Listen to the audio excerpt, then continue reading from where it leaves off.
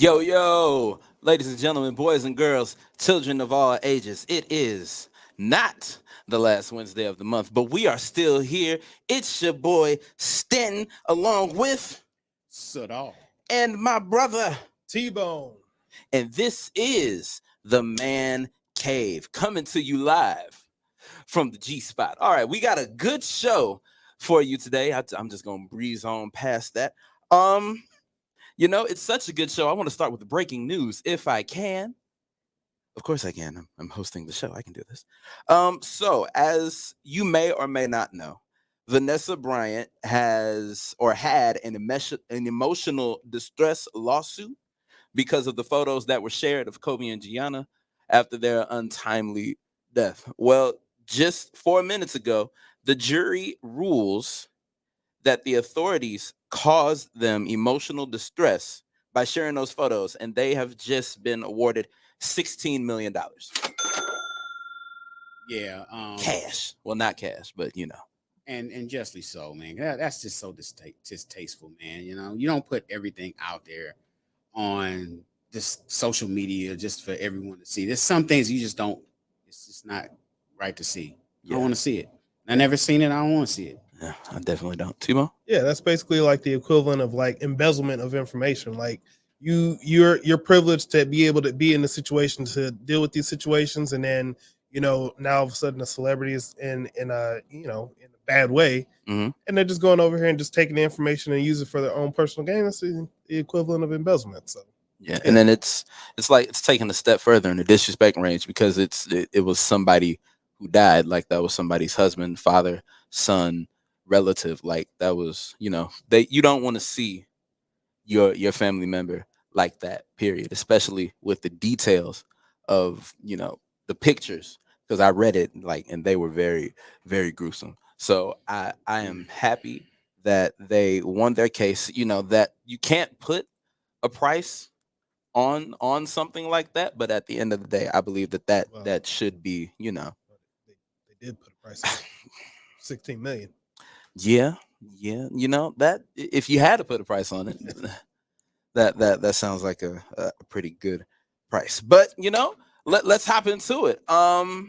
Shoot, show wise, I can't remember the last time that we were all together, man. It's good to see you, brothers. Yeah, man. Man, And it's something different about this spot here. it is something different about this spot. I can't quite put my finger on it. T-Bone, what about you? Well, I think I can put my finger on it because some people gonna think. Some people gonna think this is like some type of backdrop. Yeah, it's a some green type of, like, screen. green Yeah, screen. green This screen, ain't blue green screen. Look at this. Hold up. Y'all hear me over here? Yeah. See, look at this. Look at that. Full ball. Look at that. Look at that. You know what I mean? It was the drop. So We are here live, ladies and gentlemen. live, Yes. And in living color. not from an airport, not from a plane, train, automobile. We are live. Not from the living room. We are live. Oh, and look at there. We got Miss Williams. Of course. Already checking Always, first and foremost. Hey, Miss Williams. She says hi to Sadal and myself and T-Bone. Hey, Man, it's good to be here, fellas. good to see y'all. We got a lot to talk about. A lot has been happening in sports. So we have a nice list of things to get into. We have a great special guest today. Absolutely. Man, an amazing Absolutely. special guest. I'm excited to have him on. He is the new coach of the St. Louis XFL team. Yeah, yet to be named. Hopefully, we will still be the Battlehawks. We've got Coach Anthony Becht. He will be joining us soon. We've got Craig Black. Shout out to our brother Craig Black. He will be joining us soon. And also shout out to BT. He couldn't be here today, responsibilities. So he couldn't be here, but we're going to hold it down for him. And also, I just want to say shout out to Smoooth, because this setup, all puns intended, is very smooth. Very, very smooth. Absolutely, Man. man. This is wonderful. First class. First class. Top tier. Oh, man. Top shelf, man.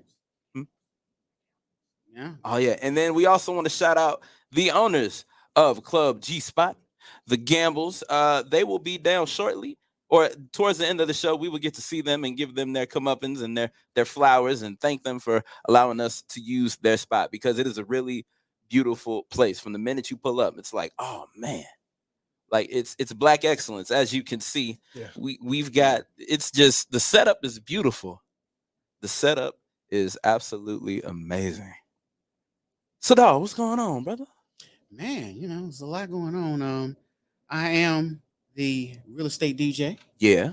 I will rock the house and then I will buy the house. Yeah. Oh, look at the woo. He can rock it because he bought it. There it is. He gonna break it down so he can lower the price. Yeah. I don't know how to take that one. Because you know, when you said break it down, so dog, you know what I thought about. We're not gonna go into it, but I thought about. You know that Smooth, you remember? Yeah. T-Bone, what's going on, man? You had a busy weekend last weekend. You want to get into that now, or you just want to? Well, shameless plug. Play it. We had HBCW wrestling at the 2022 Florida Kids and Family Expo, so I've been going back and forth. And busy weekend. Friday was the setup day, long day there, and then we had Saturday and Sunday. We had about 8 different blocks of wrestling over those few days. So we'll be getting a chance to post that up for everybody, and people will be able to see that in some increments, and hopefully maybe even here on the Platform Sports Talk Show channel. We'll get some exclusives. Yeah. Can't wait to see. I just saw a couple of photos from the event, and it really looked like it was a great turnout. Looked like people were having a great time. Can you talk a little bit about that? Well, the people were hanging from the Raptors. Man. Well, I don't really want to give too much of it away because, but look, there was a lot of action. There was a lot of people that were happy. There was great feedback from the crowd that weekend. They were. It was just a lot of action that happened. So we'll as we get into some weeks here and we have some footage. I don't want to say a lot and then can't show anybody anything right now. So once we get to some of the footage, we'll be able to show some people. But shouts out to everybody that came out there. Shouts out to all the people who worked that show and made it a success. Well, and shouts out to you for putting this all together, man. It's your vision, and you manifested it, and it's manifesting perfectly, beautifully. So I commend you for that, my brother. Because a lot of people can have the desire to do something. You can have the vision. It's the work and the execution that you put into it that really builds what you're trying to have. And we see you, brother. I will say that over the weekend there was over 1,000 people that saw us live. So there it is. That's what's up. And got a lot of eyes watching the product, man. That's what you want. That is what's up. As you all can see, I am dressed like a little league football coach right now. I said, see right. What do you? Y'all don't want to see me after the game? We running the field, and we not gonna stop. Real quick, speaking of not gonna stop, you see us every week, whether it's the Man Cave on the last Wednesday, whether it's Ladies Night on the first Wednesday, or whether it's the OG show, the Platform Sports Talk Show. You see us every Wednesday on YouTube, on Facebook, on Twitter, on Roku, and on Hot 365 Radio. And newsflash, our bedtime got extended, ladies and gentlemen. We now go from 7 to 9:30 on Hot 365 Radio. So you're getting more of your Wednesday night sports delight. Make sure you follow us on Instagram, Twitter, Facebook, YouTube. When you subscribe, click on that. Who wants it? Bell. So anytime we go live, you will be notified. Man, I have never led that before. That felt real good. In person. But you know what we do need though? What do we need? We need subscribers. We just need people to subscribe. We are still in that 400. We trying to get to 500. Man, bump that. We trying to get to that wow. And I like I always say on my platforms. Yeah. Follow us on them internets, y'all. Yes. On the worldwide internets. We everywhere. We global. We We worldwide, baby. Now look, now we know it's a lot of y'all out there listening. We know. We see you. We see you. We see you. We see you. You right there. Uh-huh. Yes. We see you. We know you listening. We know you watching. If you can, do us a favor. Let me ask you, is there one? Is there one out there that will go ahead and subscribe right now? Please. That's all we ask. Because we out here, we trying to give you the best that we can. And if you know this interview that we got coming up right now, in a few minutes, you know what we got coming up, you know, look, we trying to deliver for you. So just go ahead and click that button. That's all we ask. He said, Hey, "Is there and let one?" the church say, Amen. Amen. Because definitely when he said, "Is there one?" I'm like, all right, we're missing soft piano music. Is there one? Right, the deacons and the elders just with their hands out. Come to the show. Come to Is the there show. one? Is there one? Can we get a subscription? Can we get a like? Can we get a follow? In the name of sports. On them internets. On them internets. Man, so we got a few minutes before we bring in our special guest. Any events going on that you all would like to plug, Sado? Well, if you're in the St. Louis area on September 24th, we have the 7th annual Park Jam held by the Soulician. I am one of their curators for that, one of the Soulician DJs. So if you come out, it's at the park right across the street from the Fox Theater. If you're familiar with St. Louis, come on out, Park Jam, September 24th, from noon to 6. I still don't know the name of that park.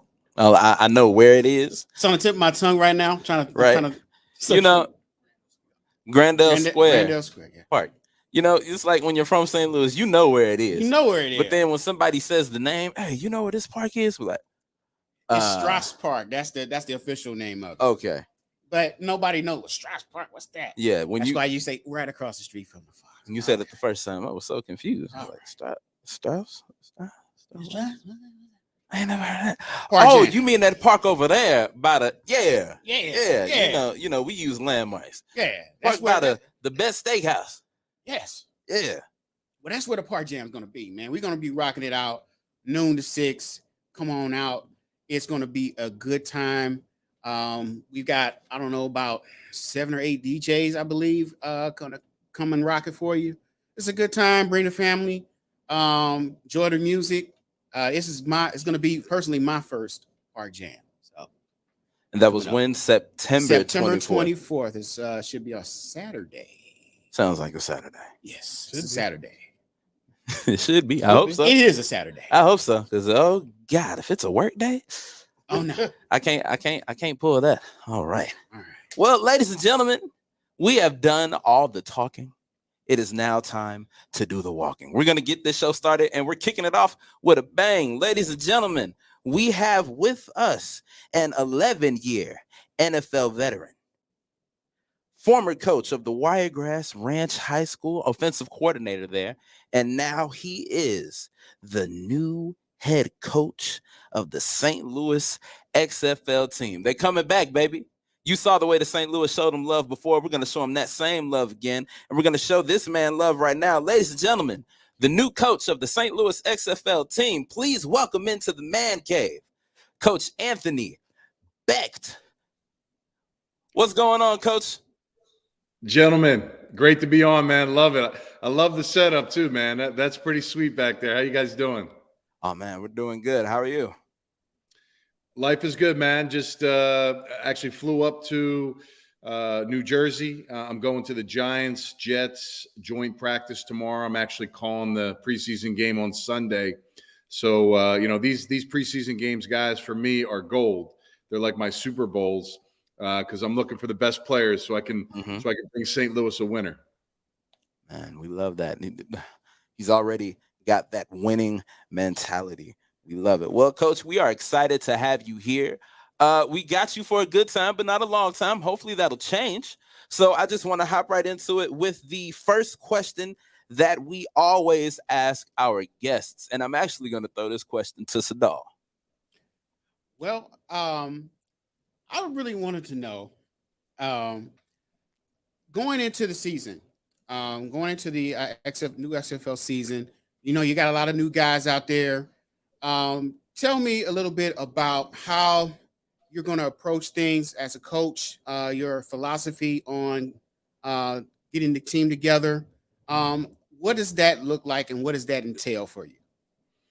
Yeah, so that's a great question. Right now, we've had six or so showcases throughout the summer where we evaluated 1,300 players that have some type of experience in some time of the league, but right now aren't on any teams. And those are the first group of guys. And as we evaluate those guys, we kind of scrub that list and try to find the best guys that are available there. And then now this time we're using is to really look at these preseason players, guys that are on the roster currently, but are going to be cut down, not going to make a practice squad, and that'll be another 600 players in that pool. And from there, it's begin to find the process of, okay, who are the best players from there that we can build a great team around? It obviously starts with a couple places. The quarterback obviously is the most important position for our team. We have to find a leader for our football team that's smart, that has the ability to be a leader and an extra coach on the field, because guys, with 10 staff in place for the team, we're going to need that person, that player, to guide the football team and to help us really galvanize this team together. So number one, find a quarterback, and then that offensive line. There's a ton of skill out there. I'm not going to lie. You got a guy that can distribute the football to those skill players, and you got 5 guys up front that can protect. You can find yourself in a really good position for the season. As far as what my job is number one, hiring the best staff possible. We're going to announce our rest of our coaching staff here over the next month or so, and I think St. Louis fans are going to be really excited about some of those names. It was my job to find the very best, most talented coaches, best teachers, best motivators, best guys to help these players really exasperate their skill set and take them a level above, get them where they want to go.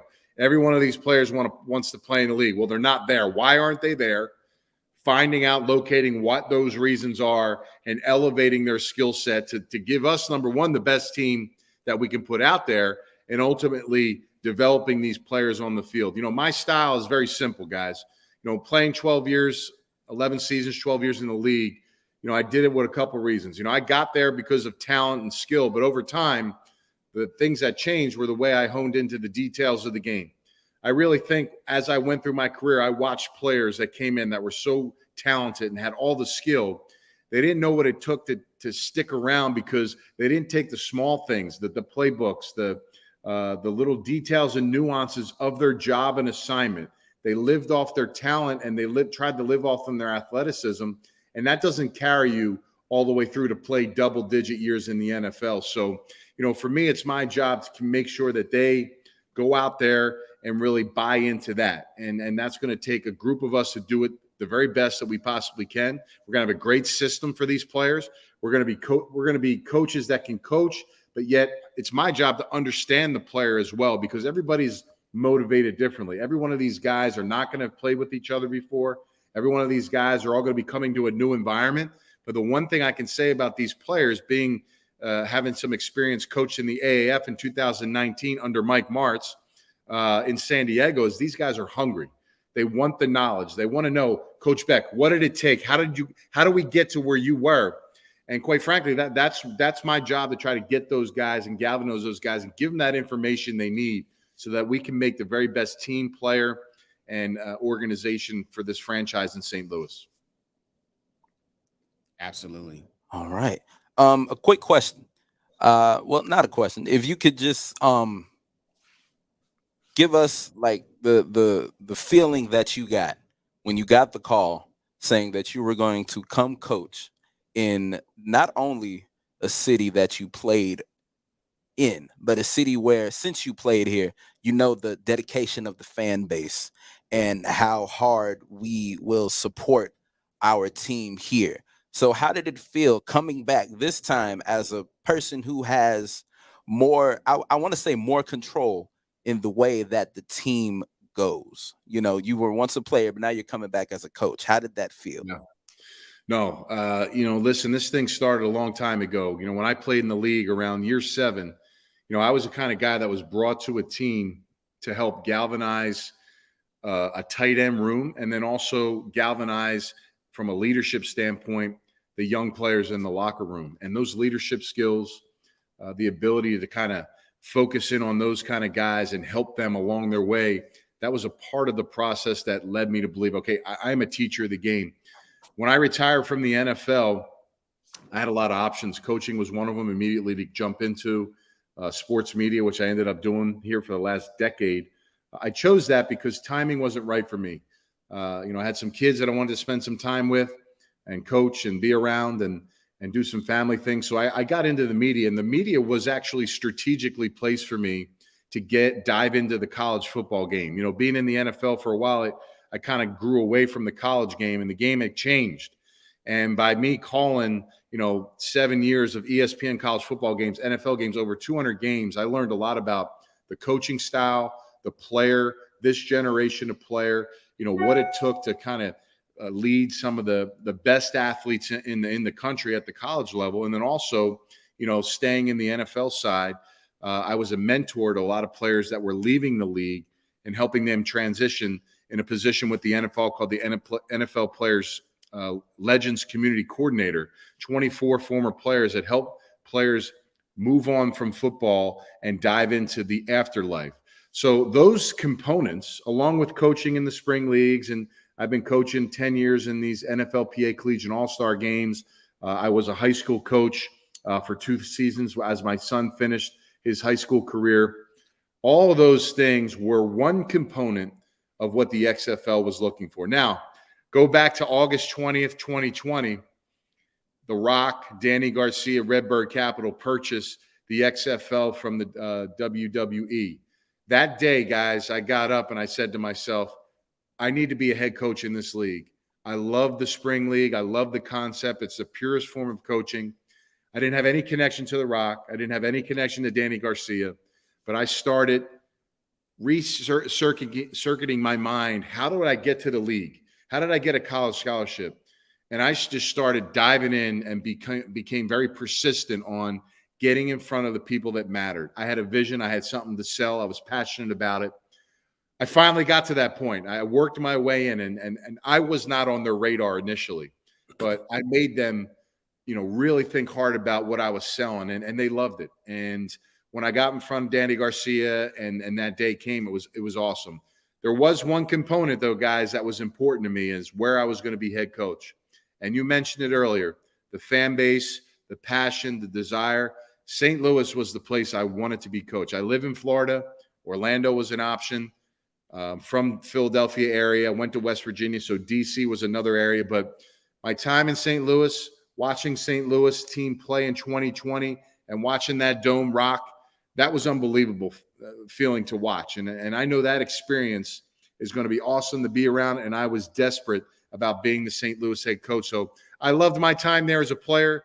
The community, it's a family-oriented city.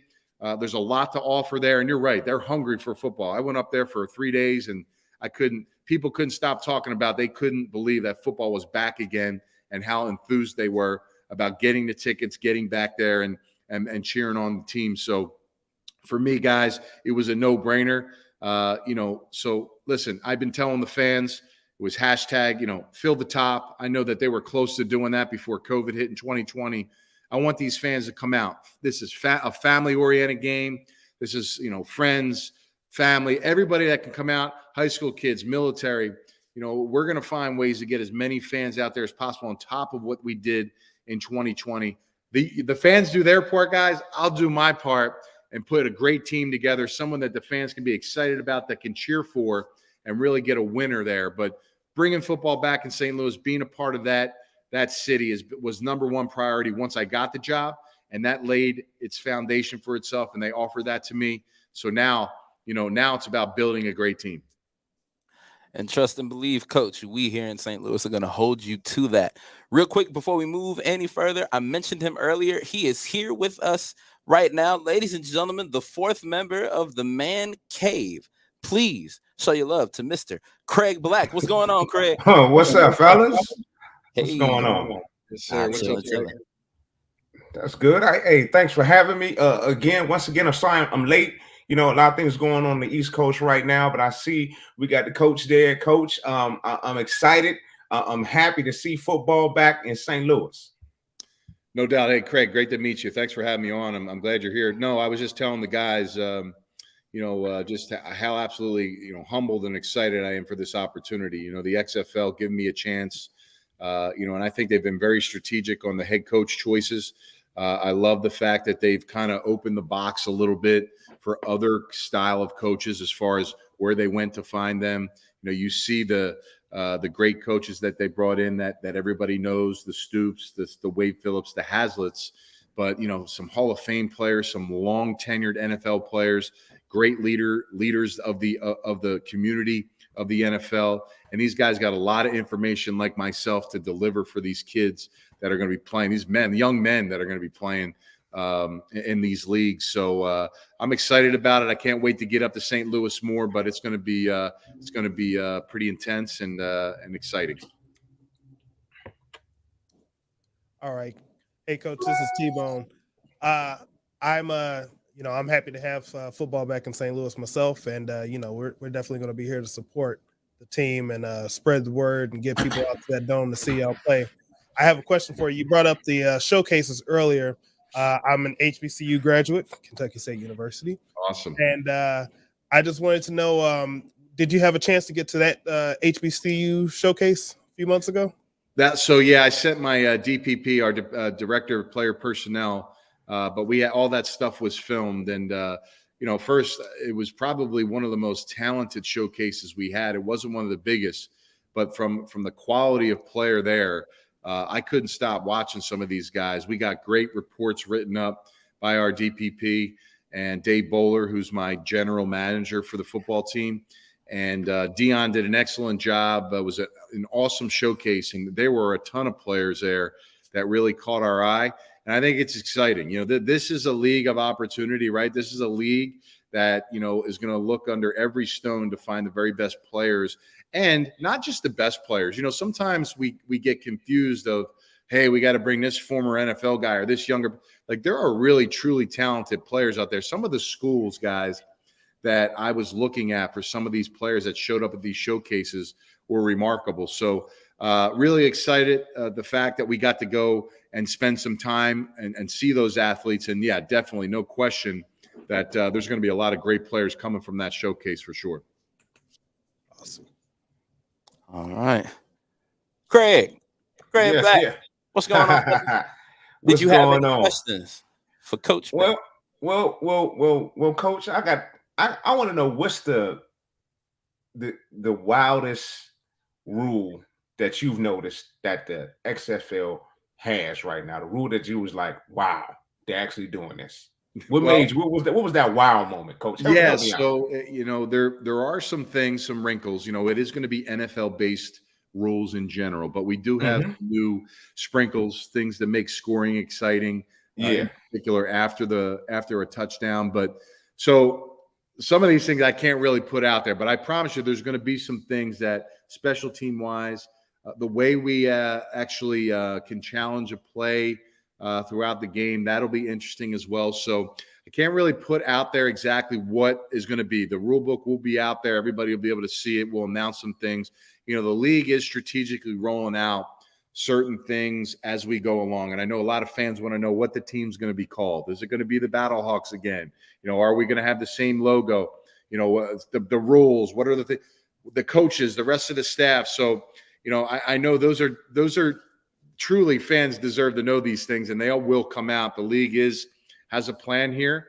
When you're going up during and announcing things during an NFL season, that does take a lot of priority to the fan bases. But, there are going to be some things that we're going to put out there that are going to be really exciting to see during the off season, in particular, like you said, the rules. So I can't really put them out there yet, but I think that'll be a part of the game that'll be really exciting for the fans. Yeah, I was kind of looking at what Ice Cube has done with his the Big 3 tournament and some of that. And that 4-point play is something that's really special. Something different, something a little bit more innovative, something that you don't see every Sunday in that other league. I'm not going to mention that other league name, but you know what I'm saying? Something that'll put a stamp on the NFL, something that kind of got you, like, damn, you know what I'm saying? But Well, we have to stand out, Craig. You're right. We can't just Mhm. be football, right? I mean, Yeah. there are some things that the NFL, for instance, we do have a partnership with the NFL, right? So innovation, technology, rules. There's some things that they want to like test in our league to see, and Mhm. some of those things are really cool. So there is a partnership. I think it makes a lot of sense. Our goal is to really feed our best players. And let's be honest, people don't like hearing the fact that we don't want a developmental league. We want a full-blown, true professional league, which is great. But let's be honest, the best players on our league, right, will ultimately lead, and they'll go to the NFL. So there's always going to be another batch of good players that we can help bring in and help the fan base know and grow and love so that they can throw their names on the back of their jerseys at the game. So you're right. We do have to make those moves to make sure this game is exciting and the pace of the game is exciting. I don't think anybody wants a 6-3 game, run the ball 35 straight times. I mean, those are the things I think from this league. We're going to be all about at least me. We're going to have an explosive offense built around the players that we find best suit our team, and we're going to try to give that product a go every single week when we play for St. Louis. Gotcha. Yeah, Coach, this is Sadal again. And I want you to kind of think back, take it back for us. When was that moment? Talk about how you fell in love with sports back growing up as a kid. When did you fall in love with sports? Man, I'll tell you, I think it all started. I was a three sport athlete all the way through elementary school and in high school. I don't know. I think I kind of was a late bloomer. I wasn't I didn't have the size when I was in high school. I had a growth spurt towards my senior year that really propelled me to becoming a little bit more pushing towards the basketball and football. Baseball was always my sport. I was a catcher. I loved it. I was really good at it. When I jumped 5 or 6 inches over a 13, 14 month span, I kind of like grew out of it. And, now it was like, okay, well, I'm skinny, I'm tall, maybe basketball, but there was something about football that just I loved, and I was a really good grade school running back. But when I got to high school, what happens? You go to high school, now all the best players are there and you just become another guy. So I actually switched over to receiver. And I was like, all right, well, maybe I'll come and say, well, I wasn't the best at catching the football. And I had to work at it. And I just started getting really passionate about the game. And freshman year, I didn't play a snap. My sophomore year, I moved up to JV and I got some mop-up time. My junior year, I moved up to varsity. And I wasn't going to play that year because there was a senior tight end in front of me. They had moved me to tight end. And I was like, at some point, when am I going to get my chance? And that tight end got hurt on the first scrimmage. He broke his leg. And it ultimately opened up an opportunity for me. And from there, I never gave it back, man. And I went from a 6'5", skinny, 185-pound high school tight end receiver, got a college scholarship to a D1 program at West Virginia that told me I was going to be probably a special team player, a guy that could help the team out. I could build myself up, to turning that into the 27th pick of the first round in the NFL draft in 2000. So if there's one thing about, just sports, is it really it made me who I am today. And it made me a person that strives to be great in everything I do. And this is another challenge for me. When I got into media, guys, and I got into calling games and working for ESPN, I didn't get the big job. I didn't get the Kurt Warner job. I didn't get on the desk like Deion Sanders. I had to work my way up to the small game and got it all the way up to the ABC, ESPN college football games on the weekend. So this is the next challenge. This is the next thing on my list that I'm passionate about. It keeps me around this game, is being able to coach and deliver some of the knowledge that I've acquired over the years. And now I can do it my way as a head coach for St. Louis. Oh man, that's beautiful to hear. Your story from being a 3-sport athlete, which is crazy, by the way, and then just honing your skills into football, and it's ultimately led you here again, being a coach for the STL XFL team. But I want to take it back to when you were a member of the St. Louis Rams. Could you tell us your favorite moment while wearing that blue and gold? I'll tell you the favorite moment was probably after I left the facility, because we weren't very good in 2008, right? This was a team that was in the cusp of rebuilding. You know, my locker was next to Torrey Holt, Big O, Mark Bolger, and you know, we had a beast at running back, Steven Jackson, but man, we didn't have any help around this player, and he was I ran through a wall to block for him, to give him the opportunities to bust out, because he was such a dynamic player. But we weren't very good. We had a lot of young players. That following season, they released all the old heads, right? That's the year Torrey and O and some of these players that have been there a long time were let go. So honestly, my memories were the city, the community, the places where we went around. I would get in my car during the off season, and I'd drive around different points of the city, the different suburbs, different places, restaurants, and just learn about the city. And that's the one thing I loved about playing in the league, is just doing some of those things. I got to do a real fast tour when I was there last week and hit all the big time landmarks. But we didn't have a lot of success. I mean, quite frankly, Linehan got fired mid-season. Hazlitt came in. He was a coordinator and became the head coach. And quite frankly, it was a very promising season. We'll probably get more fans in the stands for our team than we did in 08. But I love my time in the city, guys. And, not a lot of great football memories. But, again, it was my 8th year in the league. It's my first time in an organization that was kind of on the cusp of change.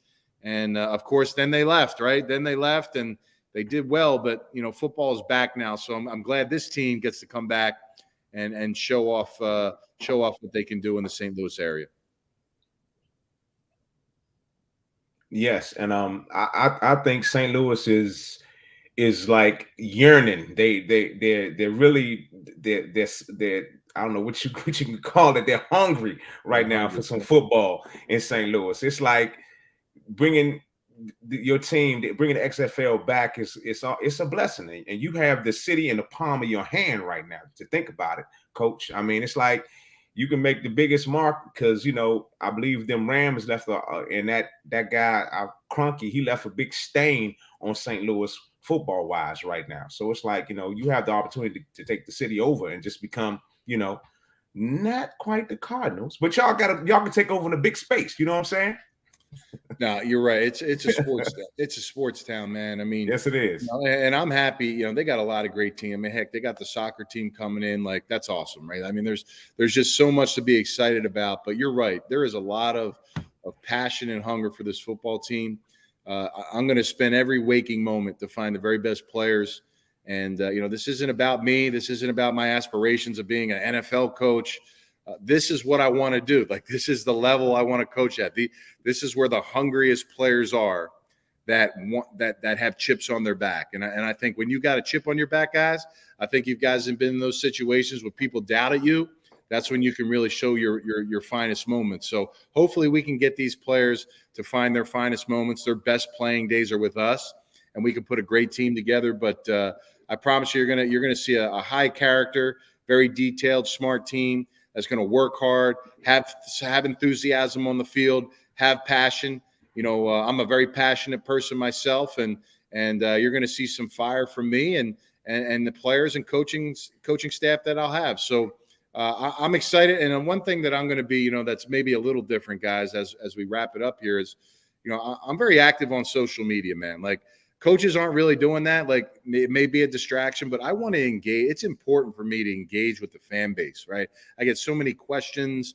I get this, hear about shows like you guys jumping on a time where I can come on and engage with different areas of St. Louis and really just tell the story and get people fired up. I mean, I know a lot of people are excited, but I want more.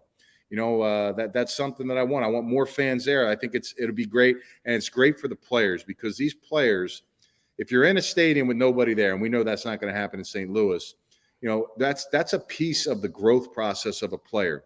You have to be able to deliver under the crowd noise, the situations when the pressure's on.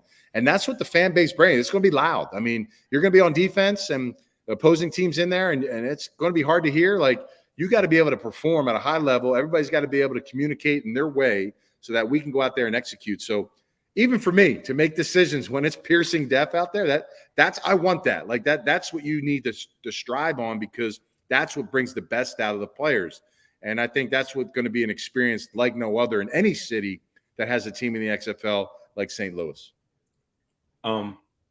I just got notified from my production booth that I have the last question, so I'm gonna jump back on to what you said about social media, and I think I'm gonna use Deion Sanders and how he uses his social media from a HBCU college standpoint, and he uses it the best. I mean, the way what he does and how he exposes his players, his university, and the issues that are going on with HBCU football. I mean, you tackling that, you jumping out there and giving the fan base all of you and embracing St. Louis. I think that's a winning recipe right there, letting the people know that you're open. You know what, you're a bad game. If you on there talking about it, like, hey, this is what happened, this is what went wrong. I think that's great. You can win that way while being really transparent with your fan base. You just said the word. I was going to say it soon as you were done talking. Transparency, I think, is important. Like, you can hear things from the media and all these secondhand types of stories. Like, okay, well, after the game or the morning after the game, why don't I I'll get on a video and I'll give everybody the lowdown. I mean, listen, it's not hard. I mean, it's not about calling players out whose fault it is, but look, it's not a perfect game. We strive to be great every single snap. We strive to make the best play calls and be perfect, but you're talking about a sport that takes 11 guys on each side of the ball doing the right thing at any given time to be electric. And we're just going to try to do that as much as possible. And again, I'll engage all the way throughout the offseason. I'm going to try to get up to St. Louis as much as possible. I got some former NFL colleagues that are coaching high school ball in the great city of St. Louis. I know Macklin's over there and Jones and some of these former guys. I love to go to a rivalry game, maybe show my face and maybe throw some T-shirts out to the crowd, whatever it may be, just to kind of get some buzz going. Because like you said, I mean, I got to be one with the community, and that's going to be important. And when the season starts, guys, I know we're only playing our games in St. Louis, and a lot of fans are worried about, oh, well, they're not practicing. And we're gonna find creative ways to get our players up there after the draft, do some things, prior to the games during game weekend. So all those things are being talked about, and it's a priority for me. So we're going to take those steps to make sure that our players get to know the fans and our fans get to know us. And I think that, again, ultimately will be the key, and that'll maybe bring more fans out more than ever to our season for 2023. Hey, Coach, before we let you go, you said you're active on the social medias. We need those social medias, man. Plug your handle so we can follow you. Yes, sir. Yep. Yeah. So Twitter is Anthony_Becht, BECHT. It's the same as my IG, and of course, the Anthony Becht on Facebook. And I'm on them all, man. I mean, I try to put as much out there as I can. I want the fans to know what's up, what's going on, so they can follow me. Everything starts on my Twitter. That seems to be a big sports kind of communication piece, but everything I post goes on all my sites. So, just listen. Go to xfl.com. Your fans that are listening, go put a deposit down for those tickets. Give it a chance. If you're a new fan, if you're an old fan, I know you're going to be there. So, let's fill the top, guys. Hashtag fill the top, and let's get some of them upper deck bleachers open. Let's do it. I'll definitely be there. I already know that. Same. Season tickets. We're going to get out there. Coach Anthony Becht, we thank you for coming on the show. Thank you for giving us a bit of your time today. Best of luck to you in the new season, and we can't wait to see what you all do. Fellas, thanks for having me on, man. I appreciate your time and allowing me to use your platform to reach out to the fans. And I appreciate you guys being an advocate for our team as well. So go St. Louis. That team name's coming soon, guys. That's something to get excited about. When we do that, we'll be up there in St. Louis when we do it again. So look forward. And, hey, we'll do this again sometime as we get closer to the season. All right. We look forward to it, Coach. We got a big area over here. You know what I mean? All right, Coach. All right, Coach. We'll see you next time. Ladies and gentlemen, that was Coach Anthony Becht. We are going to move this show right along. Ladies and gentlemen, you have been watching the The Man Cave. We come to you every last Wednesday of the month on Facebook, Instagram, them Twitters, them YouTubes, all them social medias. Make sure you give us a follow and a subscription. Like T-Bone said earlier, we're trying to get to 500 on YouTube, but we're actually trying to get to that wow. You know, we're trying to get to that 1,000. So make sure you tell your cousins, your aunties, all of them about our show, and make sure you subscribe yourself. And don't forget, Ladies Night is every first Wednesday of the month. So you will see them not next week, but the week after that. The ladies will be holding it down as they always do. And then, you know, we got the OG show every second and third Wednesday. We should talk about the fact that we are preempted next week. We'll be preempted, and we'll be back. Next show back will be Ladies Night, and you know, every Ladies Night's been you know, they come and bring it, so you know we got to bring it today. All right, so what's the word, fellas? We got Craig in the building, kind of, sort of. What's the word? What's going on? Hey, Kind of, sort of. Quick, I like that. You know, you had a pretty busy weekend Man. last weekend up here, and as well as some other places. You want to tell us about the Community Cuts for Kids this year? Oh yeah, I got to thank everybody that participated in Community Cuts for Kids, the 21st annual. Telling everybody we old enough to drink now in St. Louis with Community Cuts for Kids, y'all. I got to thank my girl Buffy and the Dewan Dillon Colon Cancer Foundation. We were in Spanish Lake with her. I got to thank them Kappas over in Belleville, Illinois. We were over there with them, and my girl Courtney Brain down at the O'Fallon Park Recreation Center. We were there on Sunday with her. We had 3 days. We had 2 days, 3 locations of cuts that happened last week, the 13th through the 14th, and it was amazing. It was successful. Shout out to Hot 104.1, 96.3 for the Lou. My man Timmy Zell and the whole family over there at Fox 2 News. Shout out to my Man Cave family here. Everybody that helped promote the event. Another successful year, and that's all I can say, man. It was real great in St. Louis. This weekend, matter of fact, on Sunday, we'll have my 5th annual in Washington, D.C., right here in D.C. and Southeast and in Upper Marlboro, Maryland. Got 2 locations. But if you want to volunteer, if you're in the DMV area, you don't need barbers and stylists in the DMV area, make sure you go to my website, thecraigshillsfoundation.org. We're always looking for barbers and stylists. So that's the deal, Stanton, man. It was great. It was a great time. I was in St. Louis from I did a little whirlwind. I'm not going to lie. Last week, it was crazy. I was in St. Louis on Tuesday. I left out on Thursday night, took a flight back to D.C. because I had to have my son for his first year of college. Freshman year, moved him in on campus at Elizabeth City State University, HBCU. He's studying aviation. So I woke up at 4 a.m., drove 4 hours, got him settled in school, drove back and caught the last flight out of D.C. and got to St. Louis at like 2 a.m. And I woke up and was made Community Cuts for Kids happen. So it's a blessing, and it was a great event, man. Great event.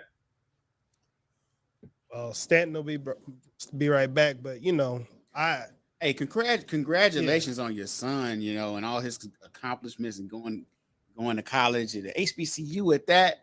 Yeah, that's awesome. Yeah, I ain't gonna lie. It was a proud papa moment. I ain't putting them in.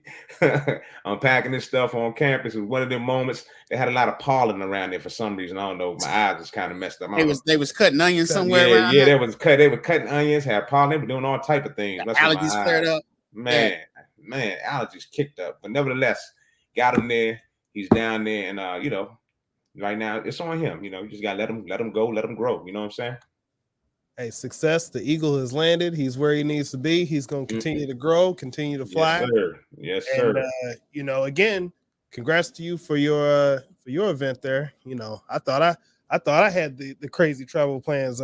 He done beat me out. yeah. I was moving last week. Hopefully we don't have to do that again like that. But last week was it was crazy. It was crazy. What a week before it was crazy. It was crazy. But that's my word. That's my word. Community Cuts for Kids. That's my word. That's what's happening.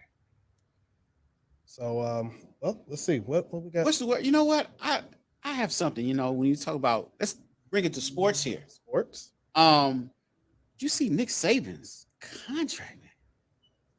93 million. A lot of money. That's I'm what about I'm about to Google this right now. Yeah, I'm so basically the University of Alabama has him signed until 2030. Basically, in 2030, the man will be 80 years I old. was about to say he's gonna be about 80. He's going to be 80 years old. So I don't know if that's going to be. Is he going to make? I don't want to. As they say, knock on wood. I hope he makes it all the way there. Well, he can always retire. I think the purpose of that is just to make sure that they lock him up so nobody else can get him, because of what comes with him at that point. Makes Definitely. sense. You can't let that knowledge get away from him. I'm gonna be honest with you. I'm disgusted about his contract. I'm not celebrating this. I'm not at all. I'm totally disgusted. I'm disgusted. I'm mad. Are you I'm shocked pissed at off. all? I'm not even. Call me a hater. Do all that. That's what I am right now. Are you bamboozled? It's Are like, you running amok? come on, man. This is. Are you led astray? Come on. Are you overall deceived? If you can say some bullshit, this is some bullshit. No. Why? How are you paying this man? Because man, it's about the kids to me, y'all. I mean, when we talk about money like this, and we talk about this institution that he, it's like, what? Why? What? For what need? What is this school really making? Think about it. When we talk about pro NFL and basketball players, we talk about their contracts. We know the owners are making at least 3 times that money. If you can afford to pay that player that, you're making either 4 times or 5 times that money. That's just how business works. You feel me? It's just how it works. If you can afford to pay that type of money, you're making that type of money. So if the University of Alabama can afford to pay one coach $93 million until over a span until 2030, how much money is this school bringing in? How much money is the school bringing in? And how much money are they not paying these athletes or these students? No. The answer is the same to both questions. A lot. To just one defender of this, name 5 players on Alabama's team right now. I don't know none of them. I don't know none of them. That's the point. Brise Young. That's all I got. If you can't name the players, that honestly means that, look, this is no disrespect to any football player out there, but that means that those players are interchangeable. Alabama is no. Hold on. I'm sorry. I just finished. Let you finish.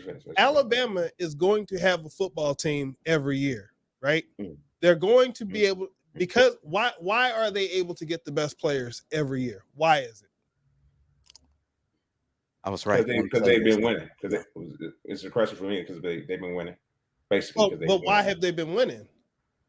Because they get all the best players. Why did they get all the best players? Because their players go to the NFL. Most of their star players go to the NFL to make that money. There's a reason why that happens. It doesn't just happen. You're not going to give let me give Nick Saban any credit here. That's not going to happen. If you're trying to point me that direction, that's not going to happen because you or me can coach the Alabama team every year with the players they get. You can be on the sideline and be like, you know what? But those players aren't going to go to I can't do that. I can't. Those players aren't going to go to just any coach. There's a reason why they go to Nick Saban because Saban. They're trying to get to the NFL. We know why they're going there. We understand why they're going. They could go to any school and try to do that. That is true. Why don't they go to Hawaii? That's not because of Nick Saban. It's because of the machine.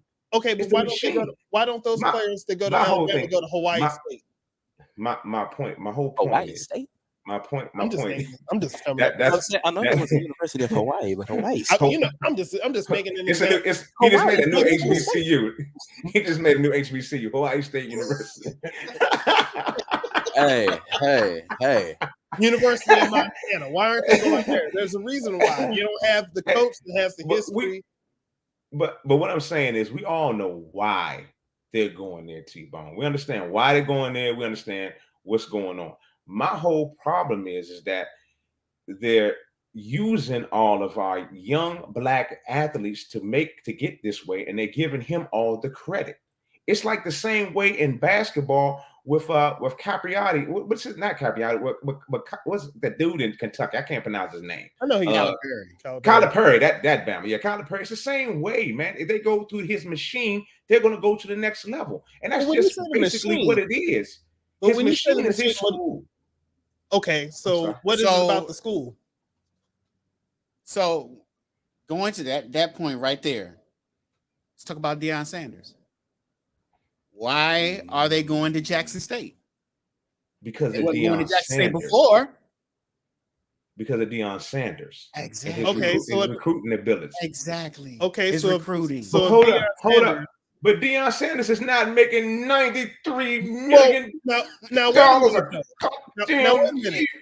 I'm sorry. Now, he might not be making that right now. But let's say Jackson State continues to grow in notoriety, popularity. I'm sorry, microphone. I apologize. It's just if Deion Sanders got paid $50 million to be a coach at Jackson State University, what would you say to that? I'd be highly pissed off as well, because it's not about the coaches making this much money when you're not playing the student athletes. I'm an advocate for the student athletes. I'm not an advocate for any of these coaches that are making these bazillions amount of dollars in this machine, and these kids are getting thrown to the wayside. We hear about all the success stories coming out of Alabama. We hear about all the great things coming out of Alabama. We don't hear about these kids that don't make the NFL. We don't hear about these kids that don't get the education. We don't hear about none of that. It's 1,000 kids that come through that little university, that program, that do not make it and make that big money in the NFL. It's a lot of those kids that do that. They're just pushed to the wayside. No, wait a minute though. At the same time, and I make this argument every time, and I'm gonna make this argument every time. You say something about education, it's going to be a problem. But go ahead. I'm sorry. Go ahead. Say something about what? I said they're free education. But go right ahead. But if you got the same, if I go and I'm not an athlete for 4 years, I'm paying tuition. I come out there with $60,000 worth of debt, and you play football for 4 years and you come out with no debt, you have been a winner in this scenario. I don't care about trying to make more money on top of that. They come out with zero debt. If they want to go start a business, they don't have the money that's holding them back with loans and stuff like that.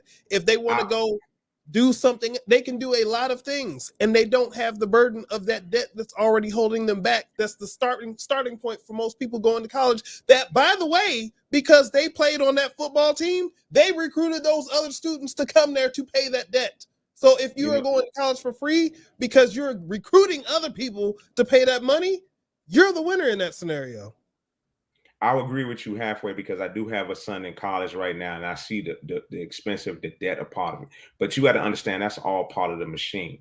That debt that they place these students in, and the numbers that they put on the price on this education at these universities is more bullshit in my point of view. In my opinion, that's just what it is. That's just why it is. But at the end of the day, these athletes that graduate with these degrees from these universities, and if they don't make it to the NFL, that piece of paper in today's world, we know that piece of paper is a bunch of BS. I told my son this. I said, son, you're gonna go to college, you'll get a degree, but I don't want you to lean on this degree for anything.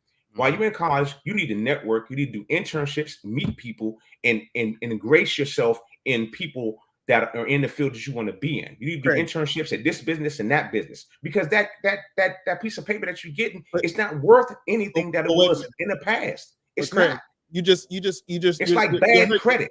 You're hurting your own case right now, because again, they don't have debt. And if you're on the football team, do you have more of a spotlight on you than the average Joe Blow student that's at that school? Mm-hmm.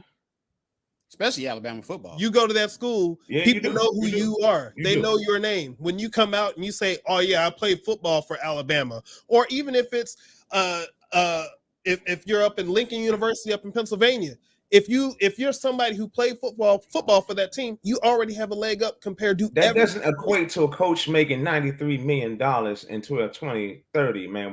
If they got that much money to pay that damn coach, everybody should be going to university for free, man. What are you talking about? They should. What are you talking about? I made the argument every time. Everybody should be going in for free. That's my whole problem. I got a problem with his salary. If they got that much money to pay this man that much money, why aren't these players getting paid at least $50,000 to $60,000 a year? Getting paid commensurate to his value to the school and the program. And the players already have an avenue to get. They have an avenue to make money. They have an avenue to make money. We've had coaches who have been coming on here for the past so many weeks. We have had coaches who have been coming over here for the past so many weeks saying, boy, this is getting out of hand. These players are making all kinds of money over here. And you're saying, well, the school should be directly paying them. They get money. They get money. Especially those Alabama players. They get money. They are getting paid. Like 50 Cent. They get money. I get money. I feel like Craig's argument is that, they should be able to get the money within the school instead of looking outward. Like they're getting money now from what is happening and likeness deals. What's happening with that NIL is just like feeding somebody when they're starving for like 10 days, you finally give them a crumb. That's what NIL is. That's what NIL is. That's something to make everybody, we gave them this, so now they're happy. Okay. Great. I was somewhere with you when you said that. Man. That is bull. It's players out here with five-figure deals at least. Maybe see, this is my whole thing. We only harp on the few that are making it. It's like what we doing everything in life. We only talk about the ones that are at the top of the chain. We don't see everybody that's down there struggling, and they're all the hundreds of thousands of football players out here that ain't got all the NIL money that are on these big programs. That's what you need to look at, man. We only highlight the people that are at the top. And that's what's wrong with this whole, us as a society and as a world, man. We only hop on the people that are actually winning, that are winning the game. Okay, Craig. So let me go. It's a machine, man. And the NCAA is the most notorious crooks in this game. The whole, they're terrible, man. All right, well, let me go to the other example that I give every time. So we talking about the school should pay the players. So should they also pay the cheerleaders? Should they pay the band? Because the band does the same amount of work that the football players do. They make enough money to pay everybody. I'm saying the student body too. Everybody. That football team generates enough money within 5 home games to pay everybody in that school. Everybody. Well, to be in fair, one season. Well, to be fair, a lot of those funds and those dollars go to different buildings and facilities on campus, like dorm rooms, like halls, different things, and it is spread out for the students as well within the University of Alabama campus. So it's not just going into somebody's pocket now. No, it's going in a lot of people's pockets. Oh, it's going in a lot of people's pockets, but it's also going back to the pockets get in line with cash. It's not that they're living in cots out there in Alabama. But I know we got some more. Yeah, I was like, all right, we gonna put a solid nail in this. This needs to die fast. When you talk about that salary, Nick Saban, boy, I was like, what? He got more money? Maybe I shouldn't have brought that one up. I thought I'd hear you bring up something about Alabama. That's crazy. My head, I almost had a damn aneurysm. One time you semi-prepared for the show and you're causing chaos. I know, man. Jeez.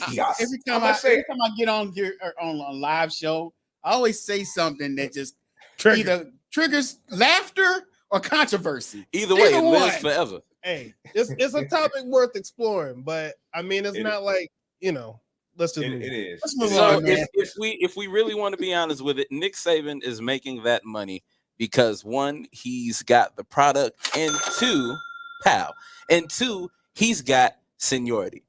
But he does not use his seniority to his advantage. Unlike some players in this world of sports. Ooh, that transition. Wow. Ooh. That's that nice transition. That boy on fire. So, recently, our very own beloved Yadier Molina took some time away from the team to celebrate the basketball team that he owns winning a championship. They got the big one. So yeah, you want to go and celebrate with your team. Owners always celebrate with their team. It's not our fault that the schedule just happens to line up like that. Happen. Yes, I'm defending the hell out of Yadier Molina. Unlike this SOB right here. What? This man, Thomas Bartholomew Brady. In preseason? Yes, in preseason. versus regular season. And I don't care. If the rumors are true, there will be more breaks because the rumors are circulating that this man took off time not to be with his family, not to nurse an injury, not for a sad moment. Like immediately when he was taking a break, I thought, dear God, because he's talked about how important this man is in his life. I thought about his father. So I was like, oh, no. Because that's something you don't want to do. But nah. The rumors are circulating that the reason this man missed preseason games is because he traded one helmet for another. He traded a Bucks helmet for whatever weird, god-awful creature that Nick Cannon and them over there want to make on The Masked Singer. Tom Brady is a hella time champion. Hella asterisks. No. I was about to say it too. I agree with that. Hella asterisks, and you're taking this time to go to you're in year 20, whatever the hell, year too many, and you're taking this time to go be on a reality TV show. I mean, you got first of the all, season coming up. Listen, You got Julio Jones on your team now. I The sky must is the say, limit for you. I You're gotta supposed say, to be focusing on this Super Bowl. I'm not a Tom That you're Brady not gonna fan. get to. I'm not mad at him though. I'm not mad at it. I mean, for real, he's Tom Brady. He does have all the asterisks, and he can do that. He can do that. Why not? Take some time away. Why not? He can. I really don't. I don't have an issue with it. It's like, what more does he have to prove? I mean, he's Tom Brady. I mean, he got all the rings. He did all the cheating. He did all that. Did all the stuff. He got the beautiful wife, making all the money. Hey, it's no big deal. So what? He'll come back and he'll play, and it doesn't really matter. I mean, the team don't seem to care. So I mean, the owners don't care. So I mean, I'm torn on. I think the media is more outraged than anything. But go ahead. I'm torn on this, man, because on one hand, you have a team sports, and both players basically abandon their teams to do other endeavors instead of focusing on the sport, their team, and their respective seasons. But I can't believe I'm getting ready to do this, man. No, you're not. No, you're not. Yeah, you no, are. you're not. No, he ain't. No, he You ain't. gotta No, he's look. not. I am. You gotta look at the different points of the season that you're in. He's vouching for Tom Brady. I cannot. I'm not. Mm-hmm. I am not. It I'm sounds like vouching for what's right in sports here. It's preseason versus a pennant race, a playoff race. One athlete left their team during preseason, preparing for the season, and another athlete left his team in the middle of a highly contested pennant race. Right is right, wrong is wrong, man. Now, to be fair, how many games did the Cardinals lose while Yeti was out? Doesn't matter. How many did they lose? Doesn't matter. Did they lose? Doesn't matter. I don't think they lost. Doesn't matter. So they didn't lose while he was gone. But here's the thing with Tom Brady. Listen, I can bring up Brett Favre. I could bring up Roger Clemens. I could bring up a lot of players who have been around for long periods of time where when it comes to that preseason, it's like, I'll see y'all opening day. Or That's what I'm saying. First game of the season. It's not just the Yeah, so I mean, like, look, I think at this point we know Tom Brady knows how to throw the ball. I think cheat. And I was about to say he knows how to cheat. at this point, He knows that well. I think we know that he knows the plays, right? So, I don't think the Tom Brady really is required to be there. It's actually probably better in a way. I know it's twisted, but it's almost better in a way that the backup. Who is the backup? I don't know. Exactly.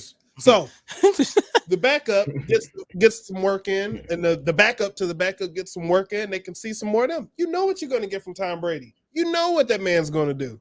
Let the other people get some time to shine and get some playing time in the actual game because they're not going to get any more unless he gets hurt. I look at Sean McVay right now, and the world champion Rams. Say it again.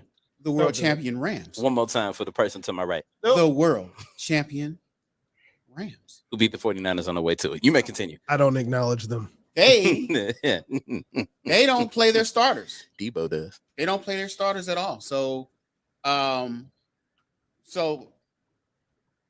mean, theoretically, they're not on the field out there, playing because, injuries, risk of injury. One key player goes down, there's your season. So they don't even play. But they are still practicing with the team. They may not play in a preseason game, but when practice is going on, they are still there. Are we That is a talking good about point. practice? Yes, we talking about practice. I ain't here. We talking about practice. But, they are there. But Yachty, even though they did not lose, but they had the potential to lose those games that Yachty wasn't there. I don't think. And Yachty is such a field general, and his position as catcher is very important to our pitching staff and the other players on that field. I'm defending Yachty. He is helping the transition. I'm sorry, man. I can't, because he's entitled to days of rest. He's helping the transition. Listen, not being you can't abandon your team when your team really needs that leadership, that skill, those soft skills on the field. You can't really measure that. And you're in the middle of a pennant race right now. We need you. Why are you going to celebrate? You can do that after the season, have a ring ceremony after the season and do that. Right now, we're trying to get to a world championship right now. This is right in the middle of a season. They're getting there. And I mean, I can't defend that. I'm sorry. He's easy for the transition. Wait a minute. What a conundrum. I can't believe I'm even saying all this. No, wait a minute. He can't defend the Cardinals, but he was defending Thomas Bartholomew Brady. What is going on? Now, wait a minute. Now, wait a minute. Is that really his middle name, Bartholomew? No, it's not. I just okay. All right. It was between Bartholomew or but if he went on paternity leave, would you feel the same way? Oh. Sheesh. Oh.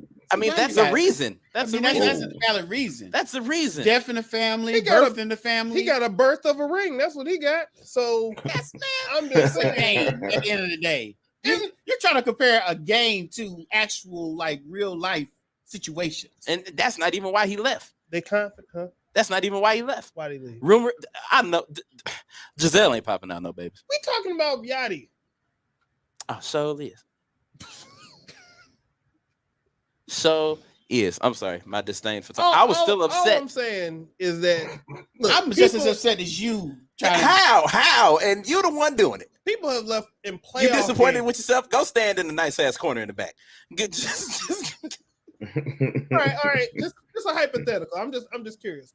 What's worse, leaving those games for the basketball situation in regular season, or in the playoffs, and you have a birth of a child?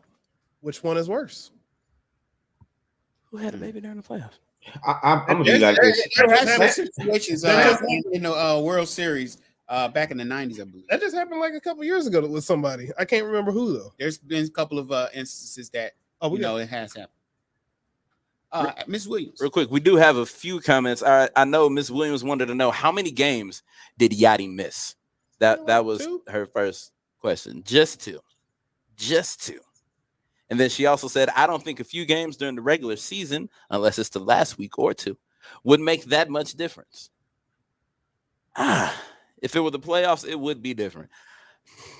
Well, you can look at that from two ways. If you're very established within the end of the season to know, you're a shoo-in to go to the playoffs, nothing can change that, then you could take that time. But like everyone was saying, if it's crunch time right now, if we are like in the last month and a half and it's only a 5-game difference and there are more than 5 games left, it might be a little more important for you to be with the team, if for anything, for your leadership qualities. Maybe you should have took a couple more games off. They're losing 3-0 right now. Hey. Yeah, we ain't gonna talk about that right now, man. I can't help it. I can't. There's TVs everywhere. It's already half games up. It's already difficult to be talking we're about. better than the crappy Cubs. We're better than the Pistons. Tom Brady right now. You making me defend this guy. I don't want to. Hey, I kind of agree with T-Bone on this. I mean, I disagree from everything about I was college about to say, football. y'all Nick was just Saban. bumping heads a minute ago.